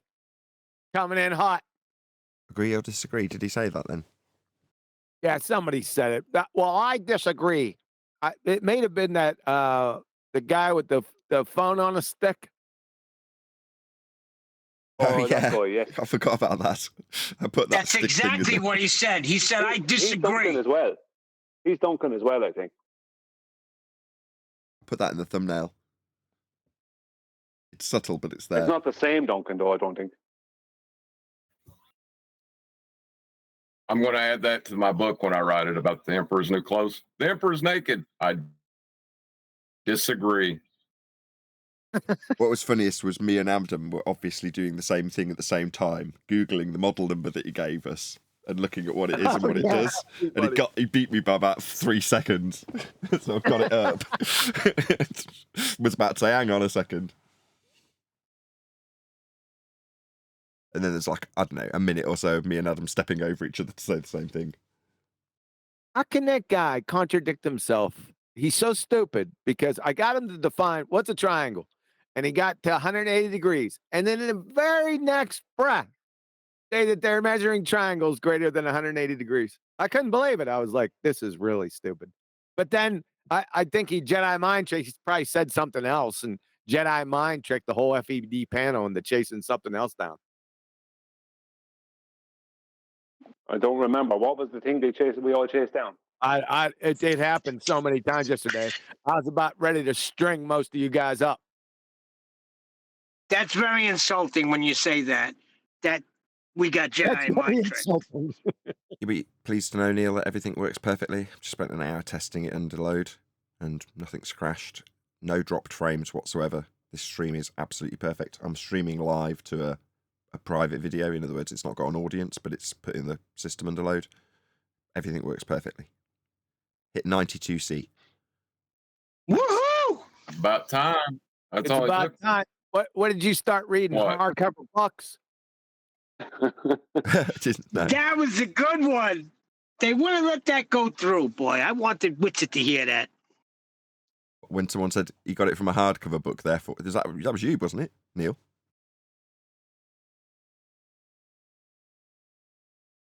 It was Neil that said it, yeah.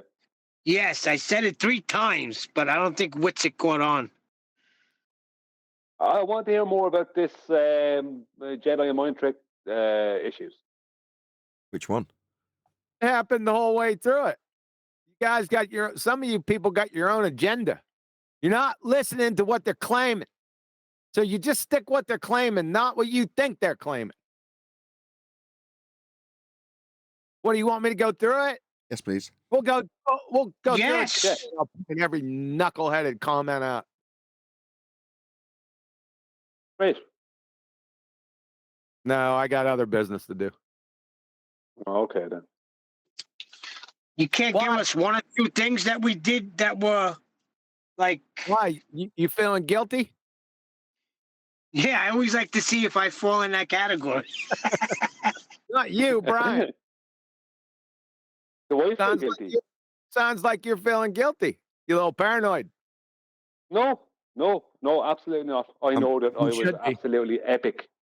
Me too. I'm pretty sure I've not done anything wrong. Otherwise, I'd have had a Skype message about it if it was particularly egregious. Oh, you're not innocent either. But I usually pull those things behind closed doors. So you're suggesting that I would? No, I'd have had a message by now. Hold on, I have had a message. Not always. Oh, I have had a message from you. Oh no, I haven't. It's on Not Master B. always. Not always. That always doesn't happen. Sometimes I restrain myself.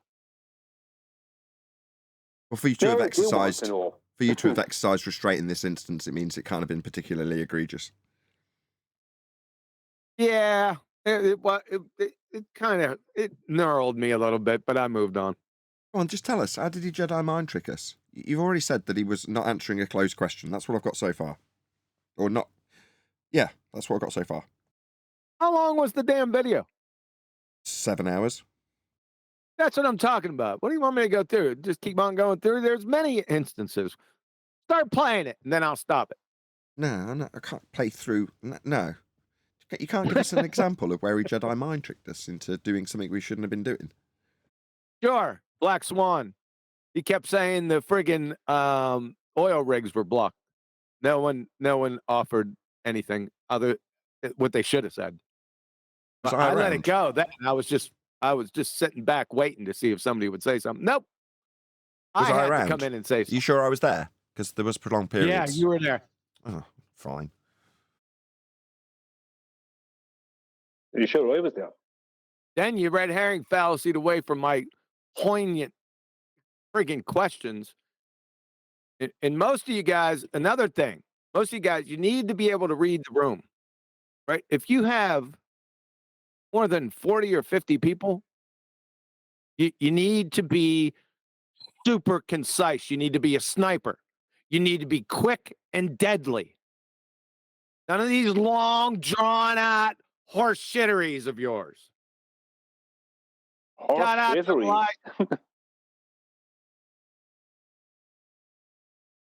Oh, shitteries. I knew you were referencing me there at some point. Now, most of the things you guys said is true, but listen to what I'm trying to tell you. Let me say it again. You need to be able to read the room, especially the numbers in the room. And there's a lot of people chomping at the bit. You got to be, especially in that environment, and you got ballers in there, quick and deadly. Not long, drawn out agendas that you have or what you think they thought they said. Kill them quick. So you're saying when they said the oil rigs, we should have just said it has nothing to do with the oil rigs. We're talking about the horizon. No, it's just the way it rolled. I'd have to go back and listen to it. All I remember is it pissed me off. Those are my favourite You shows. talk about the refracted blockage. When you do a QE show and it has me in it, those are my favourite. Yeah, I like that blockage one, Brian. Refracted blockage. Refracted blockage was out. I'd have to give an A+ to that. That is what he was claiming, though. That's all right. Sidestep the train wreck. But I'd have to admit that was a good one. So yesterday, who's Johnny, the captain guy? This slipped me by while we were talking, but someone pointed it out in the comments when we were talking about a law of nature, and then someone mentioned that he's a drinker, and he was like, "Well, I'm a sailor. I've got a drink. It's a law of nature." Is that what he said? It's time-stamped under the video. I can't remember who time-stamped it, but I thought it was very funny when I listened back. That's freaking hilarious. That's a good one. I can't deny that one might actually be a law, though. I don't know any sailors that don't drink. Does happen always. Go find it and play it, Nathan. We want to hear it. It's got to be said. You know what I'm saying? It's got to have the right intonation, and it's got to roll, right? Okay, give me a minute. All right. Keep the conversation going, though, for the love of God, please. Yeah, well, Johnny does come up with some good stuff, though. He's funny but annoying at the same time. Johnny, I can't understand a single word he says. Yeah, that Johnny. Me either. I have a difficulty with his swearing. It almost seems like he's doing it on purpose to make it. I don't know. Yeah, I can't divine thoughts. What's this? Between parts, what the fuck? I'll tell you what, Nathan understands him perfectly. I know. Every sailors have to be able to drink. That's just of course. Not natural at all. Right, 70 people. Sorry, I didn't hear it. Play it again. Hold on. Every sailors have to be able to drink. That's just of course. Not natural at all. Right, 70 people watching. Please share the show and. I didn't hear shit. He said natural law. He said, I'm a sailor. I have to drink natural law. I didn't understand him. I need a friggin' translator. Fine. Well, I played it anyway. No, what you need to be, QE, to understand him, you need to be as drunk as he is. And then you'll understand it. I'm still trying to think of an example of a sailor who doesn't drink. I don't think I've got one yet. Popeye. Do you That's really, right, Popeye do you the really Sailor think Man that was did not spinach? drink. The spinach was a metaphor, obviously. Yeah. What? Jack Daniels. For a start, he stuck it in his pipe. Smoked it. That cleared things up. Thanks. That's not as bad as Underdog, who popped a pill If it's not out of obvious, his ring. if it's not obvious that Popeye was a crackhead, I mean, I don't know what else is. Well, look at Pac-Man. How many pills did Pac-Man chew? Yeah, Wait a second. he's a proper headbanger. Definitely, you're on the right track.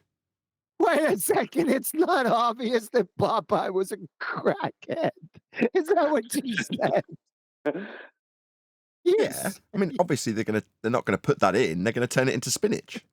You know, I mean, shove it in his pipe and then get really strong. He's freebasing. You're one twisted individual, boy. He's freebasing. Yeah, what do you think's wrong with Daffy Duck? Obviously a heroin addict. Absolutely. We've already covered Pac-Man, pill popping, head banging, raver. Yeah, you don't start what about, hold on. without being on something. Underdog literally popped a pill from his ring. Mickey Mouse, meth, obviously. I think you're going too far. You should have just stopped with Popeye and the crackhead thing and just shut the show down. It ain't gonna get better than that. Fair enough. With that, I'm going to say another huge, massive, enormous thank you to both Discord and Jeepers Panels for making today's after show possible. And of course, a massive thank you to all of you in either Nathan Oakley 1980 or Nathan Oakley Premiering streams. Hopefully smashing the super chat, liking, commenting, sharing, subscribing, joining as a Nathan Oakley 1980 channel member, and all that good stuff. I've been Nathan Oakley, and I will see you all in the next video.